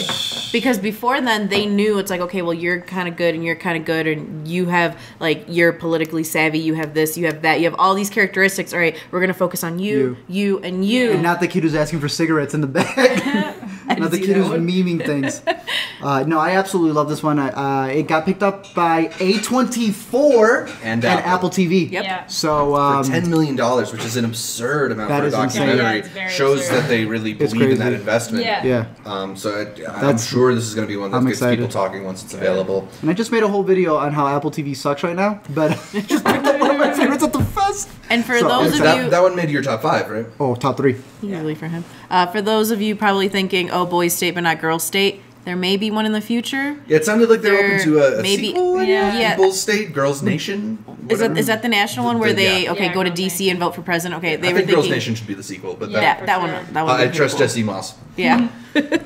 So we go from one of the best documentaries of the festival to another one of the best documentaries of the festival. Dick Johnson is Dead. This is the latest from Kirsten Johnson, who made one of my favorite documentaries of the last decade, Camera Person, which we have discussed on this podcast. But this one is a tribute to her father, Dick Johnson, who at the beginning of the documentary's narrative is in the beginning stages of Alzheimer, and so it's sort of an acknowledgement on their behalf that they have a limited time together and they want to do something together to honor his life or do some kind of tribute. And the way it folds out is just so both emotional and hilarious. Like, it's just unexpected in all the ways they find levity, whether it's through these really fun reenactments of, like, potential ways he might die, or, oh my goodness. or these sequences where he's, like, in heaven. It plays with the idea of a documentary because it shows you a bit behind the scenes, and it has these things that are fictionalized, but it does it in a way that I think constantly holds the idea of, like, what it means to lose a father, what it means to lose somebody who means so much to you. It doesn't ever lose sight of that. So both because it's so hilarious and so moving, like, I dare you to watch this movie and not cry a little bit, just as a tribute from a daughter to a parent. It's amazing, a beautiful story. She mentioned at one of the Q&As that this one's going to be on Netflix around Father's Day. Nice. So this is on the horizon. Definitely keep it on your radar. That was dope. I remember you. Or so I was gonna say it's very melancholy, I guess you could say it. The fact that with Alzheimer's you lose your father once, and then once they eventually do pass, you lose them again. That's so tragic, you know. Capturing it all. Yeah. I remember you said Caitlin came out saying, I'm a puddle. And like you said it, you're like, I pitched the movie. It's like, do you like a parent? Yeah, do you like a parent? There you go. But no, I'm excited for that. And I know you had mentioned Father's Day release, so that's going to be exciting. Hopefully it wins something. If not, it starts in 14 minutes, so let's wrap this up so I can go see it. The only other documentary that I think either of us caught from the U.S. documentary category was Time. You caught that one. Which is a really beautiful documentary about how this woman chronicles her journey in fighting for her husband's freedom. He's been sent to jail for, I believe, 60 years, and just the intimacy of the way that it's put together, because so much of what you see are these VHS recordings she did of herself and her family, just in these moments that a camera crew probably wouldn't be able to get that kind of intimacy.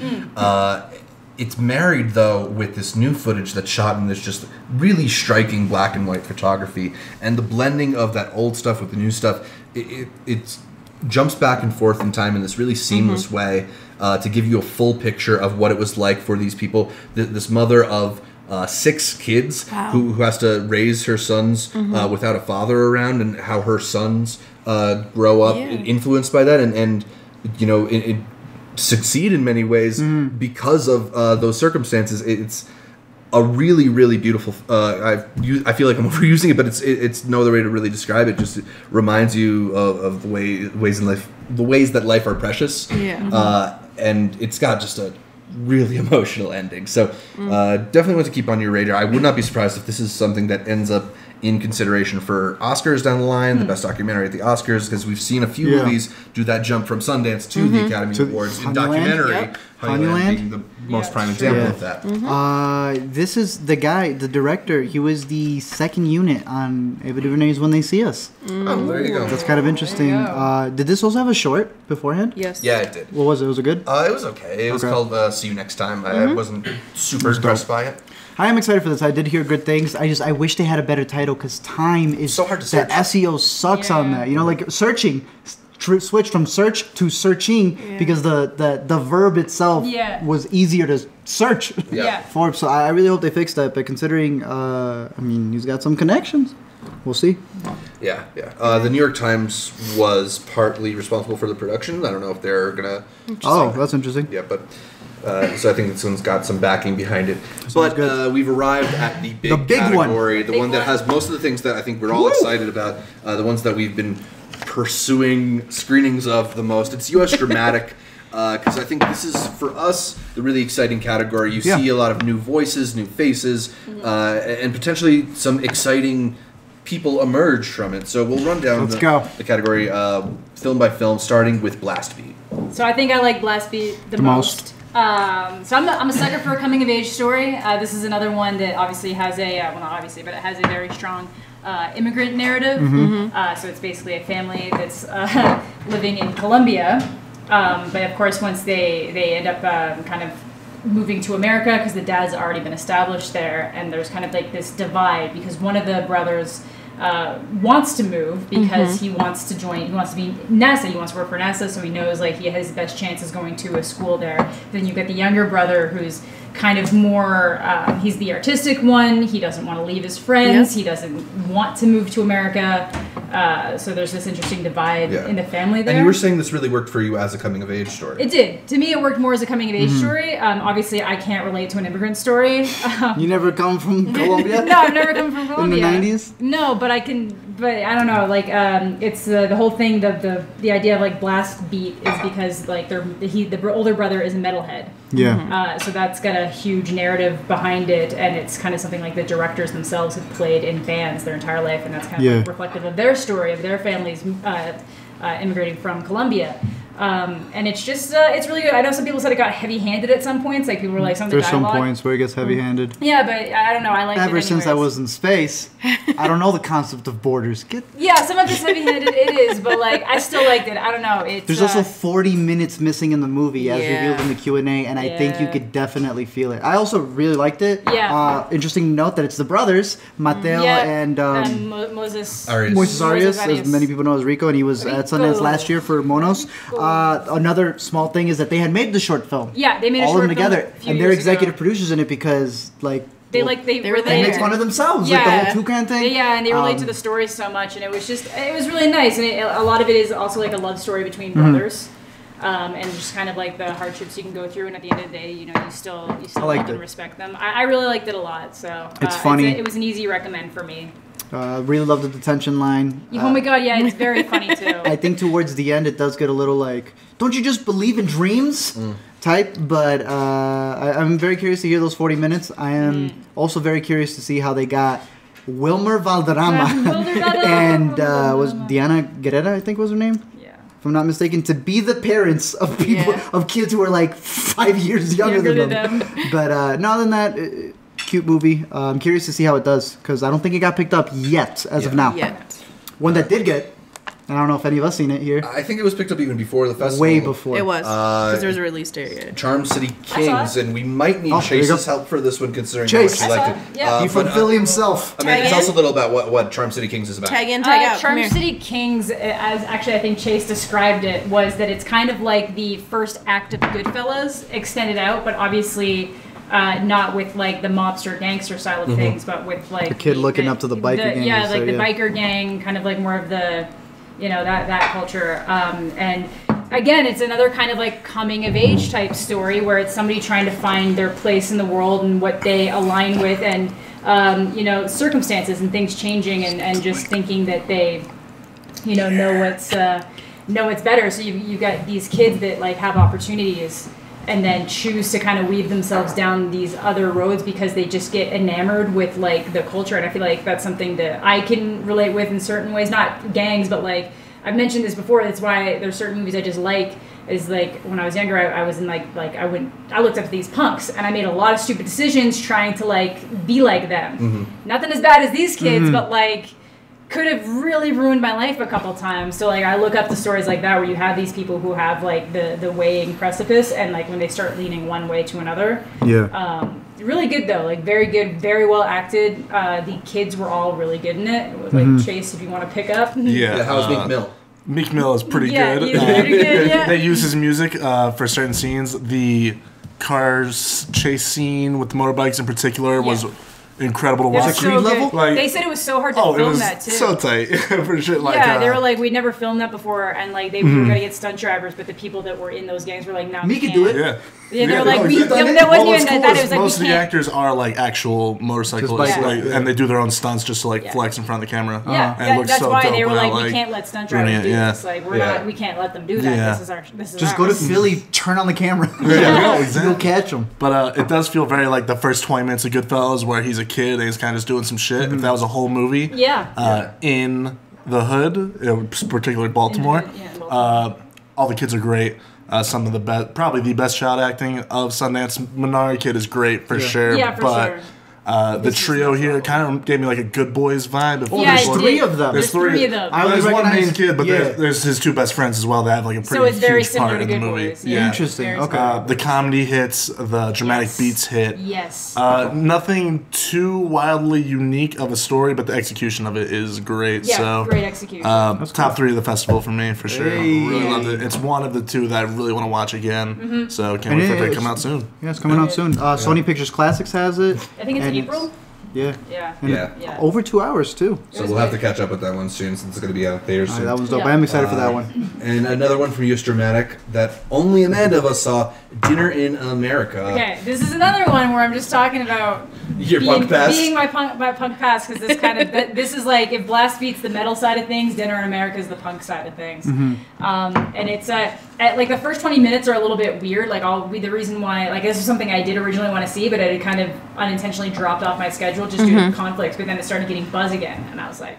And then they added more. They added another press screening, so I was like, I gotta prioritize this. So first 20 minutes, like I went in with pretty high expectations, but like once it gets into it, it's like really good. So essentially, it's like it starts with this guy he's in a punk band. And Kyle Gallner. it starts with him like trying to get money from doing medical testing. Nice. So it just starts with the medical testing scene that's like ridiculous, but. You find out that he's kind of on the run from the cops. The cops are like trying to find him because he likes setting things on fire. So he ends up running across this girl that I guess they briefly went to college with, and this girl looks very young. Like they could have easily cast her as somebody maybe even in middle school, if not high school, but she's like 20. Wait, this girl's supposed to be his age? 20, yeah, they're the same age basically. No, they're not. That's his little sister. No, they're the same age. But that's the thing. She just looks so like young, and that's the thing. It's like she's like it's another one of those things where she's like a little bit stunted in certain ways, but she's just unique. So like a lot of people are always 29. Yeah, people are. That's what I mean. That's what I mean. So like, people are calling her like the R word and stuff, and it's just one of those things where it's like, no, she's not. She's just unique, and like she's punk rock. That's the whole thing. So she turns out like she's super into punk music, and the two of them kind of go on this like adventure around town. It's kind of an odd couple friendship. Yeah, exactly. Like he kind of helps. He helps her actually stick up for herself and make her realize that she is like not what everybody says she is, and like she kind of like grounds him a little bit and helps focus him in on things. Interesting. Now, it's really cool. Per the blurb that they like to give, it said that he was the lead of the band that she really liked. Do they touch upon that or no? A lot. Oh, do I they? didn't want to mention that because it's really funny when it gets revealed because I caught it before everybody else and I just start laughing and people are looking at me and then it gets like 2 minutes later and then everybody's laughing and I'm like, dude. I'm seeing here the actress's name is Emily Skaggs. She was in the Miseducation of Cameron Post. Yeah, she's the roommate. She's the roommate in Miseducation. Maybe this will win something. Who knows? It's interesting. It was really good. Like, I feel like if you ever kind of liked like any kind of like punk culture stuff, if you like SLC punk or anything when you were younger, like it's good. Sounds interesting. Yeah. Farewell, Amor. None of us have caught at this point in time. That's the only one of the U.S. dramatic we haven't caught. Really? That one. That's it. Yo, wow. That's it. I like how we used every single one. We got them all. Pretty good. Yeah, we'll be catching Farewell Amor soon, but there's one we got to talk about. Sunday. Minari is what we've been calling it. Minari is how it's pronounced. Minari. Yeah, excuse our Americanization of. It's my Chicago. I had those heavy A's. Minari. Minari. This is one we all caught. It's to me, it's far and away the best of the fest. Just still your favorite? Yeah, it's still my favorite of the festival. I just think it's a really elegantly told story, the American dream through this Korean American family who moves to a place where they stick out like crazy and but they do it in this idea of like, can you Oklahoma. Yeah, Oklahoma. Are you providing for the next generation? Are you giving your son and daughter a better life than what you had? The performance from Stephen Yeun in particular as the father of this family is just so good. You see that drive he has to make something better, but the way that it's kind of at odds with sometimes being kind to the family around him. I think it's such a great performance. But the film centers on the young son who. It's such a fun dynamic he has. Viewing the world through his eyes and the ways in which I think one of the things that Minari does really interestingly is it shows how, because he's grown up in America, he has a certain idea that doesn't necessarily mesh for David. For David, he doesn't have an idea of what a family should be that doesn't mesh with what his family is. He talks about how his grandma isn't a real grandma. She doesn't bake cookies or whatever. She's not a real grandma. Yeah. And I think to me, like throughout it, you get this idea of like the people are picturing what is the American dream, what is like an ideal American family look like, and again they get confronted with like you can't have it perfectly. It's beautifully told. I love think it's great. The second half is incredible. This is kind of based off of his story as well. It is Arkansas. Is it Arkansas? Yeah, I was Moved their family from the west coast to rural Arkansas. I thought it was Oklahoma because they mentioned Oklahoma at one point because that's how he's trying to sell his stuff. I thought he was trying to sell it to Dallas. No, it's when he goes to California. Dallas is the ones where they tell him no. Yeah, they tell him no. But the director actually was raised in Arkansas, so a lot of the stuff that he sees in the movie, he had said in the Q&A, he's like, it gets a lot of laughs. The Bible Belt Christianity in Arkansas is a little different. It's just a tad different than mainstream Christianity. There's a more shabba which happens a lot in the movie, speaking in tongues and stuff. And I liked his perspective growing up there where he was just like, it was different, but so were we to them. And I liked how he showcased like the kids coming up and be like, why is your face flat?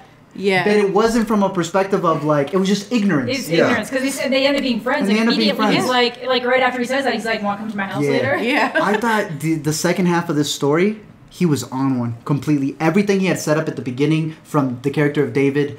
Why am I blinking on his name? Stephen Yeun is a international damn star. He's so good. Okay, like really he just comes in speaking Korean, and I was like, of course, I always forget you are an international damn star. From Burning to everything else that he's done. This is fantastic. We were having a little bit of a conversation, and I also want to the mom. Yeah, the mom's actually. There's a sequence, and I'm blinking on the actress's name if you can find her, but there's a sequence towards the end of the movie where you realize it's like, nah, it's both of these two. It's not just Steven Yeun, because we know his name a little bit more. Both of them really carry this movie. Yeah. There's only one person I wish had a little bit more. The grandma, fantastic. David, fantastic. The daughter. Yeah, I wish the daughter got a little bit more, though. And she was great. She was a good character. Like, I liked her a lot. Yeah, do you have the actress? Yoon Jun-yeon. And also... The grandma was insane. Oh, wait, actually, that might have been the grandma. The grandma? Okay. Han Yeri might have been the... Monica. Yeah, I really like this movie. It's also in my top 3. I still haven't decided everything, but I know that it's up there, and this movie almost had me at the end. Like, there's a certain sequences that happen that I loved. I don't know if there's something else. Oh, no, as far as, like, the daughter, I think you would have gotten a different perspective, though.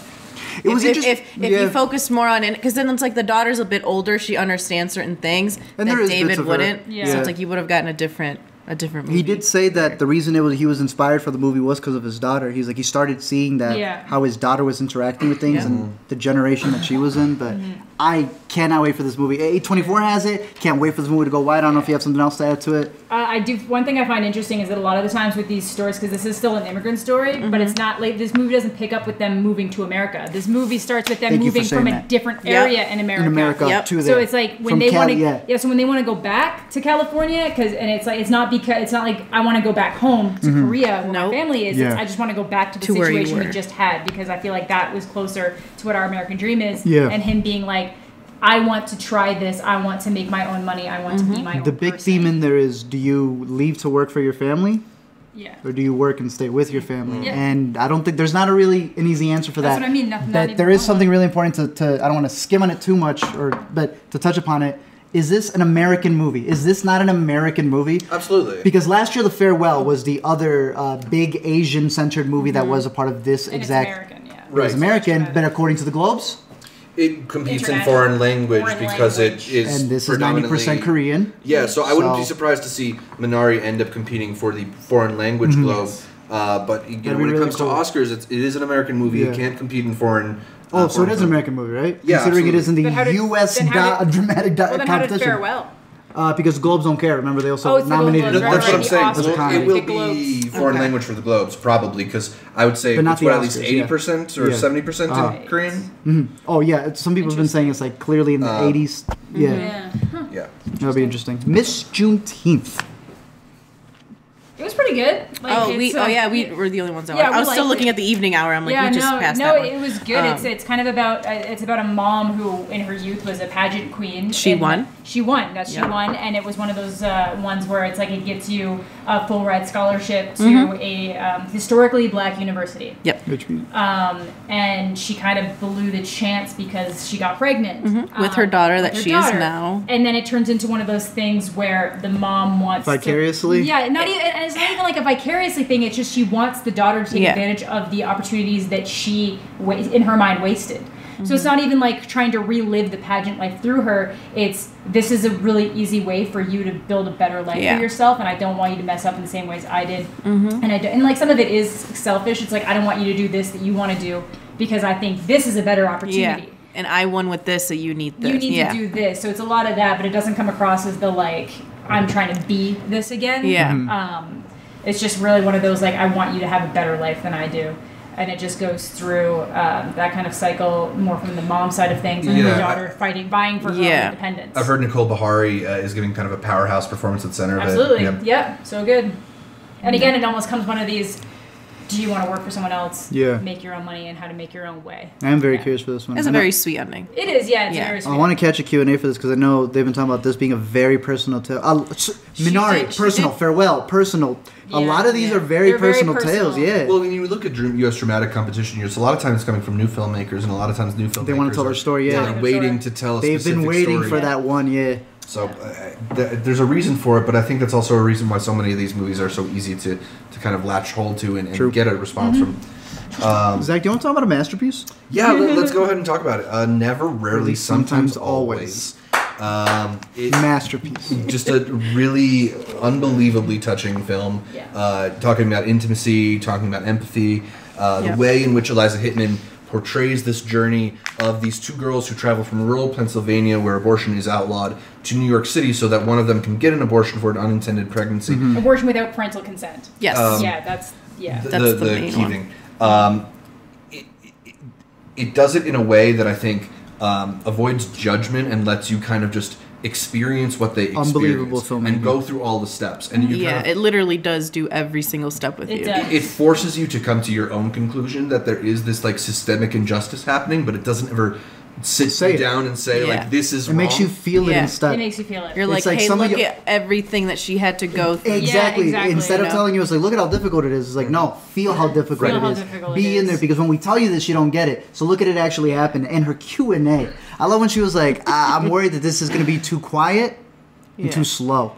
And while I was watching it, I was like, some people are going to think this is too quiet and too slow. Yeah. But this proves to you that a movie doesn't have to be boring, even Yeah. if it's going at a pace like this movie is. Yeah.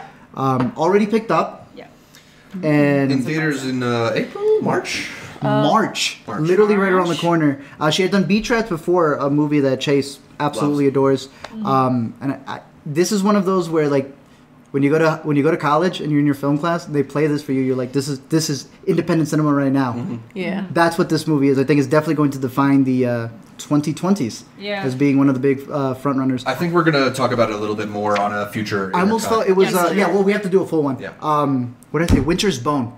Yeah. Yes. You know, Yeah, like it's if got that was vibe. able to get all the way up there and all that attention they got, I don't see this one. And the it's actress, very relatable. Yeah, shouts to Sydney Flanagan, Dude. who Yeah. has never been in a movie before. And her Is voice. an absolute knockout in this film. There is the never, rarely, sometimes, always scene, which is predominantly done in a long take on her face. Yes. Incredible.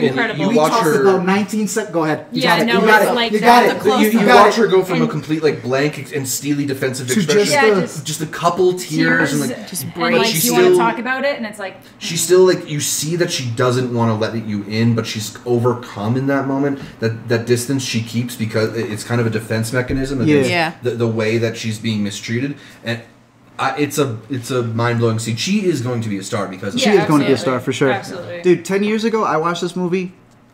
I wouldn't appreciate it like I appreciate it right now. I would think there. Yeah. Oh, Barry. Yes. Talk about it. Oh, I mean, I just want to point out that Barry Jenkins is an executive producer on this film. Yeah. As well. Just a little push on there. But the Eliza Hittman's direction and not wanting to overtell the story. The what is the word that I'm looking for? realism. Uh, Like, Yeah, It very goes with naturalistic. it's very naturalistic. To withhold, not wanting to be too heavy-handed. Yeah. They're restraint. Restraint. There we That's go. the word. Yeah. There's we talked about this off camera, and I don't want to spoil a thing that happens, but there were people in my screening who really wanted some kind of exchange of dialogue, And they also between- wanted to know who it was. right, and they it's just like didn't- you don't. But it's there. It's Yeah. there. And the emotion is there, and that's what's most important. It's not. It's not It's a movie something- that's going to give you Yeah. kind of like an easy. Which I can see it answer, being a but problem for some people. But again, these are like It's this the is way it like has a, to be. This is a teenager going through an unspeakable, horrible thing and is already Yeah. having a really hard time processing it and dealing with it. So it's like the subtle things. Yeah. It's Yeah. the subtle things that let you know that there's appreciation. It's the subtle Yeah. things Yeah. that let you know that it's hands. the hands. It, Hands. There's a lot. Yeah, pay attention to the hands in this movie. There's a lot. To wrap it, you called it what did I call it? the blank movie. What, a worst movie? That's what you said. I don't remember saying that. You were like, this is the. well, like, it's the yeah, modern. it's- It's the modern day. if you're telling someone about like an abortion movie, you're like, this is the movie that covers that subject Yeah, in a way absolutely. that isn't There's, And all the It's different just- obstacles again that you could overbearing. run in. Yeah. Yeah. I highly recommend this one, and it's She gonna be did- in theaters. She did a good job though. Yeah. The Fantastic. whole, if not mentioning the it or the situation before, because for every girl it could be different, but from that point on, it's This all going to is- be the same. Yeah, these are Or the not different- saying you're going to go through all those difficulties, but Yeah. that is the process. absolutely. You know. One of the films that had one of the most rapturous responses here at Sundance was 9 Days. This is I didn't get to Edson see it. Oda. Is Do you wanna come talk about it? I'm a switch. I'm tapping out here. No, you need She to hasn't be seen it. embarrassed. You need to be it. I have not embarrassed. Chase. We need to embarrass our. So, Me and him saw it That's at the too same difficult to time. do. Doesn't feel like it. So 9 Days, as I mentioned, it's the directorial debut of Edson Oda, a Japanese-Brazilian writer, and it's a pretty interesting film in that it sort of takes place in this kind of purgatory. Winston Duke stars as a man whose job it is to select souls to be born. I think getting too much into the plot beyond there is maybe a bit of a spoiler, It's but unnecessary. you know, it's a movie that deals with kind of like existential thoughts about who is suited to life and why. Yeah. And the challenges that different people face. And yeah, and a couple of us at this table loved it. Yeah.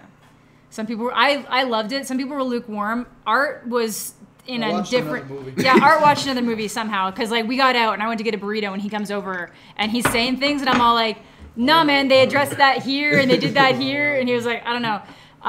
I just really liked it. And there's just these moments where like one of the central themes is, because like basically when they pick somebody to be alive, they can watch what's happening in those lives. And it's kind of seeing who deals with life well, who doesn't deal with life well, and then ending up in a situation where you think maybe you make the wrong decisions and you pick people that might be too soft, and then that comes back and bites you in the butt because you thought you've made the perfect selection. So then going forward, you start picking the people that are harder, the people that are going to make the harder choices, the more self-serving choices, and because they'd be more cutthroat in the world. And then the Winston Duke's character is just constantly pushing people out. And then you have Zazie Beetz' character that comes in, who is, I just really describe her as like joie de vivre. It's everything she sees, she loves, and she makes note of it. And it's... Right, I mean, it ends up being this kind of thing where it's a cynical attitude versus a very like optimistic and appreciative attitude. It ends up being this kind of existential question of like, what is the proper way to look at life? Yes. Chase, what was it about the movie that you really responded to? Because I think this is your favorite of the Oh, for sure. It's up there for it was like me. the third movie I saw when I got here. The second ended, I was like, oh, this is the one to beat for sure. Pretty messages. Yeah, I started like tearing up, especially at the end when like the music the last starts 5 minutes, I was when a the music baby. starts flourishing, Yeah. I was like, oh my god. Andreas looked at me and he goes, I never thought I would see Chase cry. And Really, I was I've like, seen you cry a couple times. yeah, You cry, I cried during summertime. To the stars, yeah. Oh, to the stars Stars, too. yeah. You're right, absolutely. Yeah. But I just love everything about this movie. I'm very big into like the idea of purgatory and making it into films. Yeah. It's just like every And I feel movie that like- attempts to do that, Yeah. even if they do it bad, I'm always interested. Even if they do it bad. Yeah, this movie did it fantastic. The cinematography is the best of Sundance for sure, no question. Really? The acting from Winston Duke is probably my favorite performance from Sundance for sure. Yeah. Really? The script is easily the best from Sundance for sure. I personally think that this is the kind of movie you come to Sundance to watch. I know that you guys didn't latch onto it, but when I think independent films that are unique, that you're not going to get perspectives in other places, that aren't going to be handled in that way, that's the kind of thing I think of. And you really liked Winston. Like you think he's gonna go all great. the way. Oh, I would break down in that first day. Let me Yeah. tell you that for sure. If he was in my face like that, just the type of movie I watch, I'm like, this is pushing me to try and make a movie again. Like I just loved every single aspect to it. I thought it was special. There's just certain scenes that are just gonna be ingrained in my head for a while. I really hope it gets the proper distribution from somebody. Yeah. I just love pretty much everything about it. It's easily by a mile my favorite of the festival.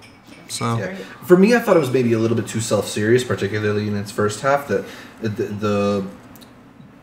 kind of very methodical nature in which he tries to go about interviewing them just didn't. I didn't respond to it in the way that I think Get the it job! wanted me to. Right, like I don't. so good. I didn't engage with the testing of them in the same way, and I thought it was maybe a bit too humorless in its beginning, considering what a kind of absurd situation it is, and maybe a little bit of that is because the Sundance description compares it to Charlie Kaufman and Michel Gondry. And to me, like, this is not Eternal Sunshine of the Spotless Mind. It may be a really bold vision. I actually, You can leave now. I'm gonna be real. Honestly, mentioning Eternal Sunshine, it gives me semi-similar vibes. I see that, but it's just like it's not the same to me. I wouldn't personally compare them, Yeah. but like I get the vibes. Either way, though, I think Edson Oda is a filmmaker to pay attention to because This is his first movie. Feature, yeah. It's so fully realized, and there's clearly like a lot of thought that goes beyond what we see on screen. Yeah. He's crafted this whole world and this whole like process of life, and so to put all that in your debut feature is pretty remarkable. Yeah, I agree. And people love it. And enough ambiguity that people can debate, like, is it purgatory? Is it reincarnation? Is it just people's? Is it what is it? You Right. know? Right. Yeah. Another one that I think was very well loved at the festival, got picked up for a lot of money, was Palm Springs. This is a time loop comedy starring Andy Samberg and Kristen Milotti. Kristen Milotti. Yeah, and you know, to me, this is, I mean, not that there's a whole lot of competition for it, but easily the best time loop comedy since Groundhog Day, in that it just takes that basic idea of, you know, what do you do when you're stuck living the same day over and over and over again, and it cuts through so much of the bullshit explaining and gets right to them trying things, them figuring out fun things to do.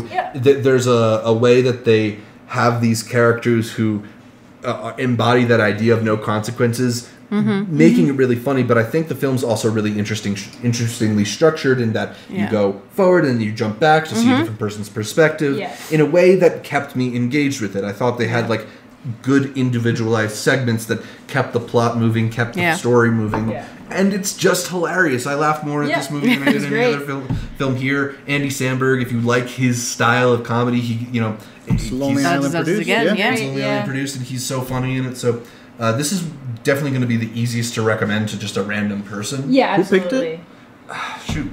I can't remember who it was. Bet the record was 17.5 million, and these gentlemen beat it. By 69 cents. Yep. And that has been the big one that's been coming out of it. But yeah, no, I also liked it as well. I like how they just embrace where they're like, all right, do you remember when we were in that era of like, oh, you're just copying Groundhog Day? Yeah. Oh, you're just copying Groundhog Day. You make enough, and at a certain point, it just becomes a genre in and of itself. And I think that's really cool because it's become the case with found footage. It's become the case with... It really has, like a movie's style ends up becoming, I don't want to call it a trope, but a genre in and of itself. So like he said, I think it handles it very well where it knows what's up. Exactly. So it cuts all that stuff and it moves on to the next thing. And I didn't even know that that's what this movie was. Yeah, I had no idea it was about that. Which I actually liked. Which is why I never wanted to tell you that one bit. I was like, it's good, but I can't tell you this. Go into it and just get it revealed. I mean, we know by the time the trailer comes out. You know. Yeah, but that was I don't think you can market this movie without telling people it's a time. But it was interesting because without knowing that, there's things that he says early on that when you think about it after, it's like, oh, it's because he knew what was gonna. He knew things. He knows that. And it's like, okay, that makes sense. And their chemistry was great. Yeah. Oh my god, I fell in love with her all over again. I love her. A rom-com a lot of time depends on that chemistry between the two leads, and I could just watch them kind of bullshitting with each other for a whole all movie. The time. They're so good. And then you toss in JK? Yeah, seriously. Calling himself a cuddly grizzly bear? Yeah, exactly. J.K. Simmons was great. I'm almost a little upset that you ruined that for yourself right before we were going to sit down and watch it. What, wasn't he in the titles?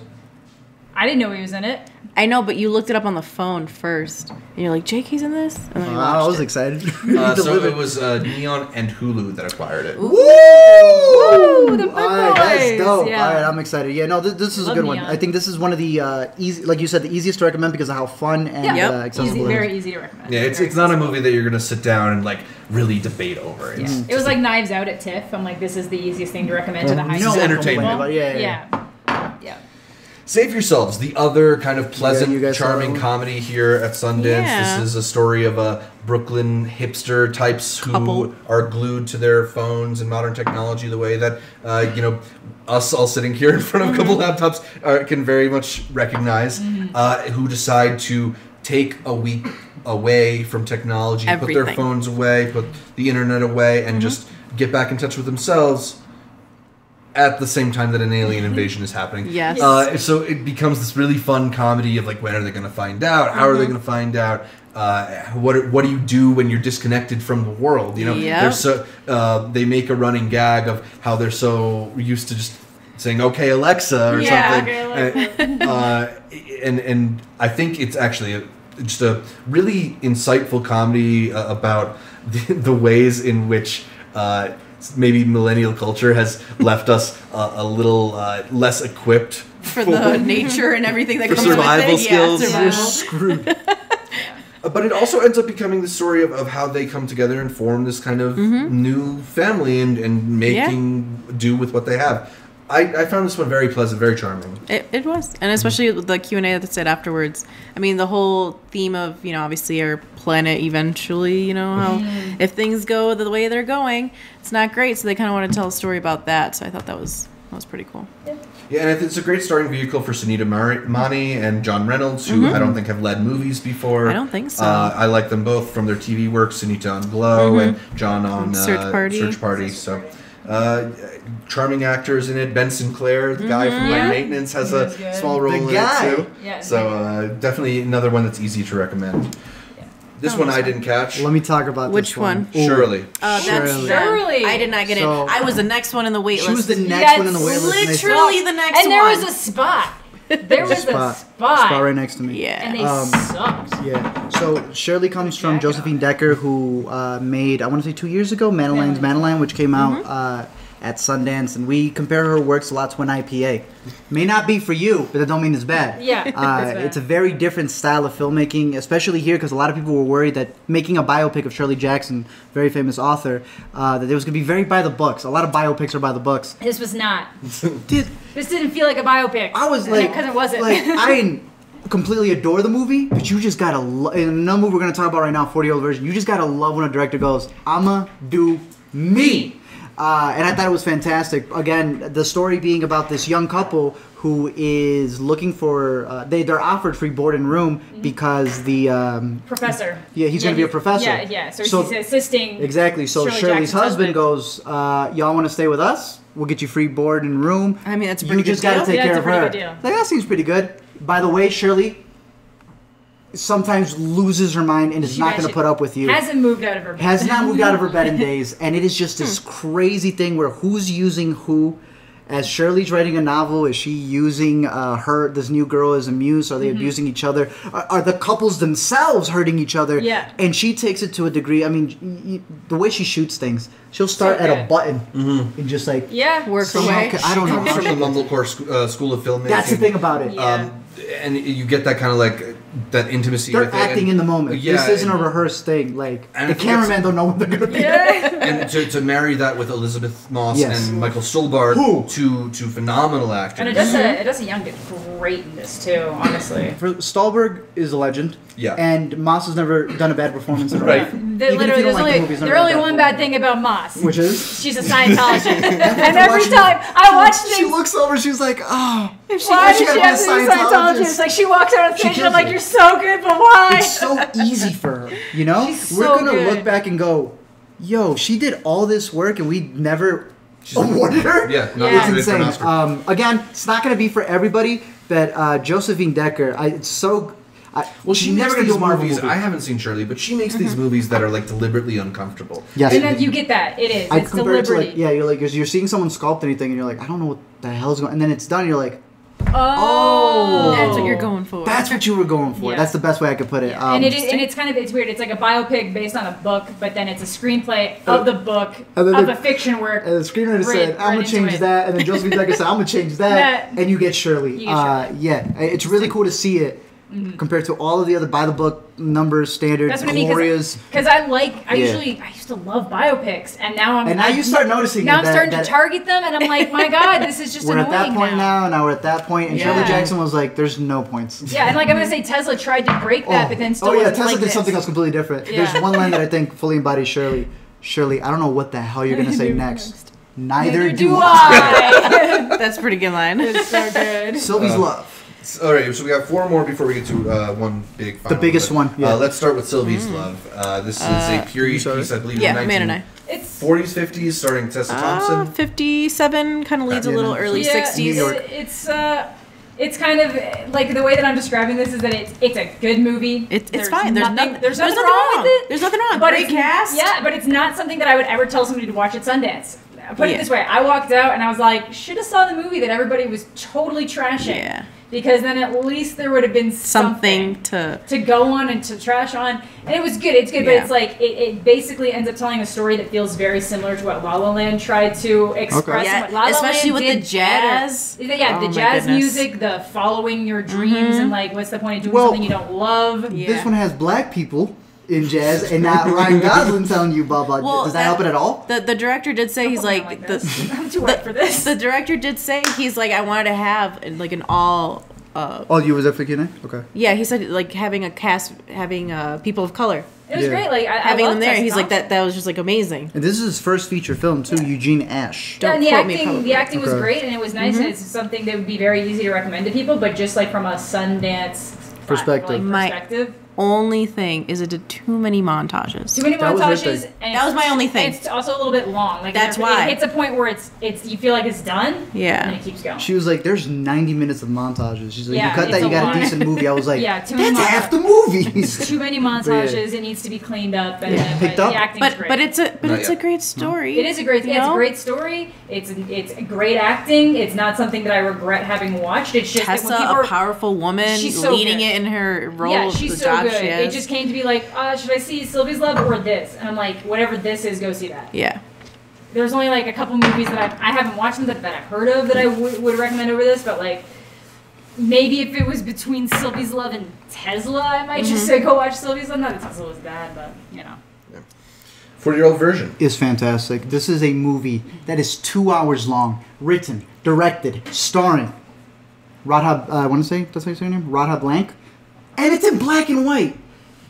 This year we have talked about the coordinator, the directing coordinator Yes. of Sundance. He's leaving. Cooper, right? Yeah, I think so. He pretty much said 60% women directors. I'm gonna let them tell whatever stories they want. 2 hours? That's fine. Submit it to the fest. And I'm gone. He said, this is my final year. I'm gonna go all out. Whether they keep it, I don't know. Funny. This is very much one of those. One of the recaps, Radha actually came out and she was like, that's my 2 hour movie and I'm in it and it's at Sundance. Yep. What? Yeah. I love this movie just for the balls that it has. Is it a little too long? Sure. It's a little too self-indulgent sometimes? That's fine. Yeah. But she pissed off so many people at the press screening that I was in, which was funny for two reasons. Because she calls out a lot of, let's say, demographics who want to put a black woman. I think we also had a director who was a black woman this year whose movie does not seem like it's her finished cut. Yeah. She calls that out in this movie. Yeah. This movie is too long, but it's all her. You know? Yeah. Like that's great. you Yeah, can't there's get stuff mad that at needs to that. be cut. But But this it's, is- this it's is her her cut. vision. This is her cut. And she says something that caused an entire row of white women to just get up and leave. She calls them out Tyrone. completely. Then she did Karens. exactly what, you know? She did exactly what she wanted to do, and I need to preface that by saying they couldn't handle that one joke that called out women that look like them, but they had no problem laughing at all the other jokes, Zach. And I'll leave it at that. 40-year-old version, I don't think it's been picked up. I don't know if it will get picked up. Could be shorter, but I love the ball she had on it. This is her story, literally, and you can feel her saying things that actually happened to her. And she was you in the audience. You're to blame for that last movie. She's been in the Sundance Circle for a little bit too, and she's 40 years old. So this is her big story that she's been wanting to tell, and she told it. I just don't think it's gonna get the distribution. I hope it goes somewhere. 'cause I hope it gets a streaming thing. I wasn't Yeah. able to catch that one. Yeah, Yeah. me neither. Alina, tell us a little bit about the evening hour. The evening hour is it's very beautifully shot. Nice. It goes up in the. Don't quote me. Does it say it in the description? Appalachia, yeah. Yeah. Okay, so it does show you a lot of the trees, and it's during the fall, so they're changing, and it's yeah. beautiful with the mountain landscape and everything.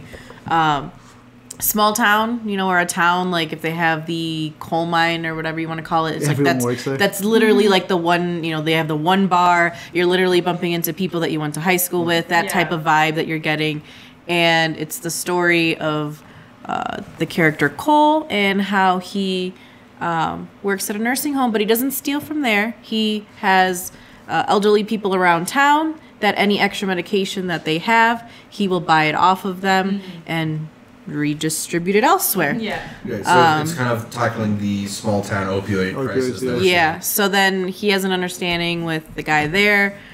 Extra third party comes in, causes a little chaos, and now we get the evening hour. It's a fine film. I was not bored at all. Okay.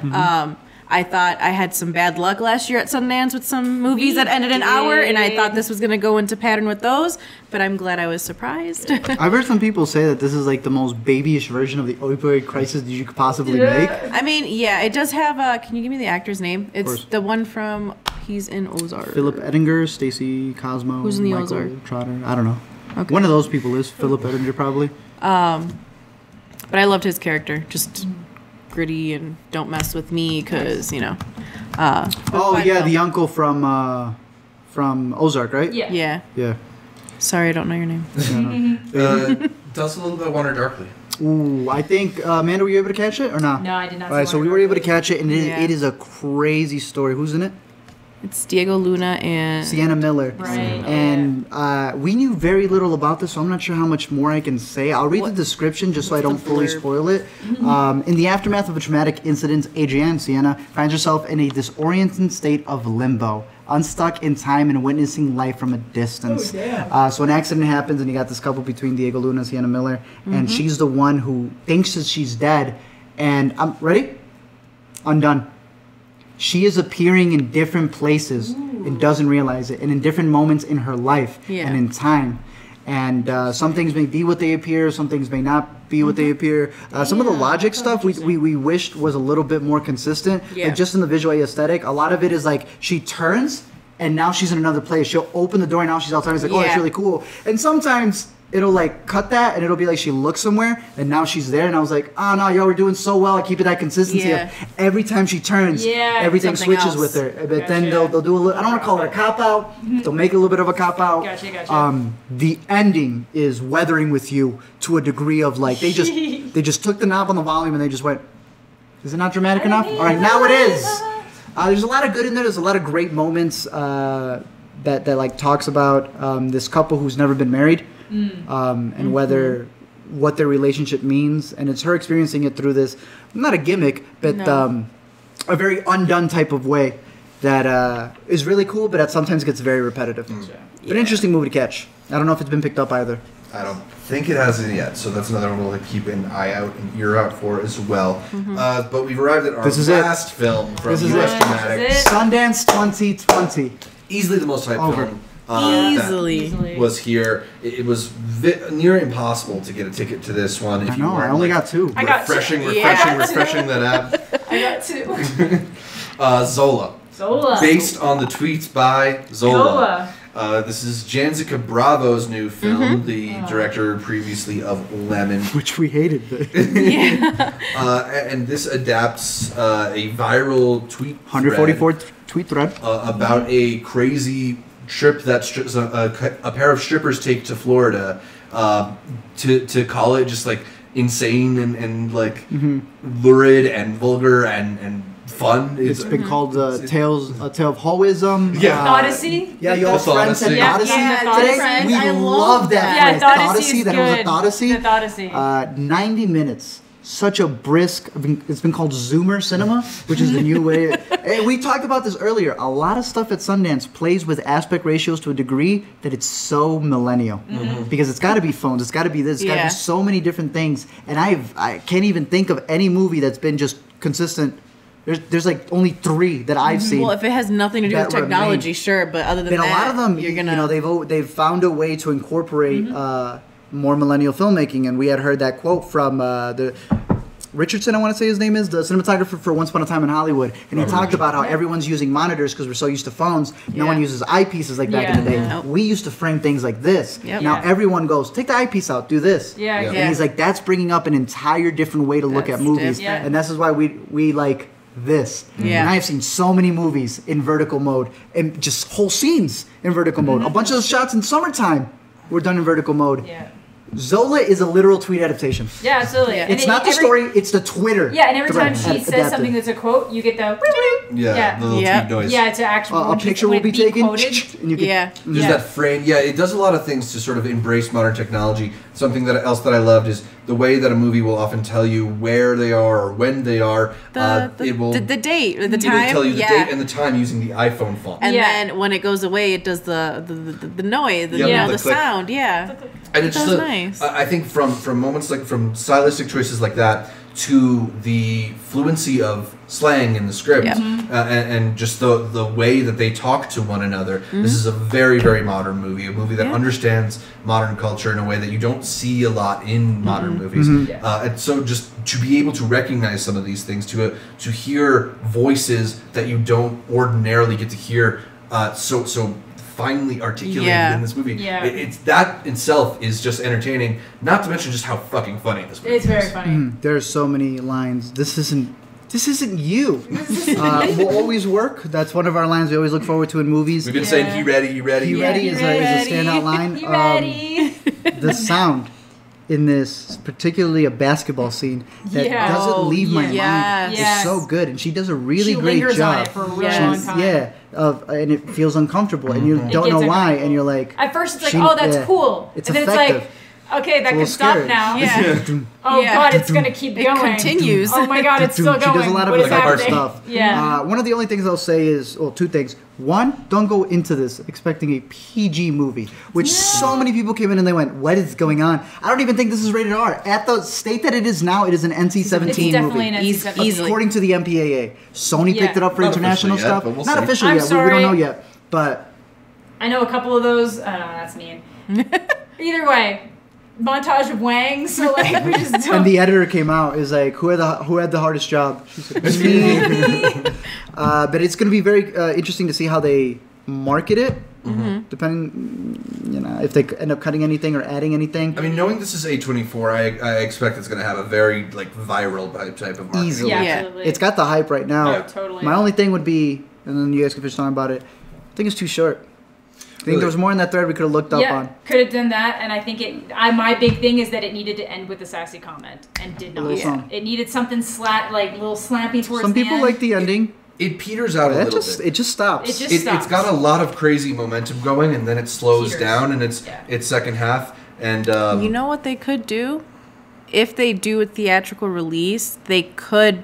Zola Part 1? No, but almost like a, what do you call it, prologue, but during the credits roll. Yeah, and something do like tweets, that. or an epilogue and tweets back, or some sort of Yeah. incorporation add of some tweets in there and have her narrating them. because it does end differently than the tweets as of now. yeah, I don't know what changes. As of now, but it's a brisk 90 minutes, and it's and highly entertaining. Yeah. this Very is the wave. Isn't it kind of crazy to think right now that this is going to be the new wave of movies that we're going to be getting? Can I guess the next one? What? Okay, have you guys read? I know it was a moment, and I really have to look up to get his name, and I'm sorry I don't remember. The guy who he needed to get so many miles points on his card. Yes, and, the guy and, a couple weeks ago. Yes, Yeah, he gets stuck in Mexico overnight and gets arrested, and it's gets a girlfriend from a different country, and then it's wild. It's basically like How he are was you trying. guys reading? This was back Twitter. in around Christmas on Twitter. Yeah, it's a a Twitter few- thread. Because he basically he was at American Airlines. I just want to know. I want you to know what hell you just put me through for the last 24 hours because you're gonna make me pay $500 to Y'all get want to my hear how me and points. American Airlines fell out? That sounds like a South by movie right there. But that It one is I crazy feel to think, that is the next one because of this. You know who I want to see? Hmm. That dude who ended up with the grandma for Thanksgiving. Oh, for Yeah! That's so good. I want to see that movie. That would be good. I don't know. What are the thoughts on Zola? This being the last big one. This is one of the biggest screenings that they had. Given that it has so much hype, I don't want to overhype people because it's not exactly like a perfect movie. It's very funny, but like we've been mentioning, it maybe it is short on plot in the latter half, or particularly the latter, maybe 15-20 minutes. Yeah. But this has got some killer performances, and a Taylor Page who I'd never Great even moments. heard of before, whose IMDb right now says that the thing she's most famous for is being a featured dancer in High School Musical 3. Yeah. Now she's Zola. Wait, she's the main? Now she's Zola. No, she's a incredible feature. as Zola. Yeah, she's Yeah. incredible. She's as fantastic Zola. as So Zola. good. And shouts to Riley Keough. Not a side of her that I was that expecting to was see anytime soon. not a side that I've ever seen of her. I've seen Riley Keough do some things, so I've seen her do some things, but I haven't seen I mean, all this of is a it. couple. This is a couple steps past a American little bit Honey. past. Yeah. True. But I definitely see this as being the next big push because as Janisa came out, she was like, "This is still a movie. This is still a story that deserves to be told. This is still cinema. Just because it's not, what you're used to and very proper, whatever else is this is still cinema. And these are stories that deserve to be told. And like you said, hopefully it opens up to stuff that we don't.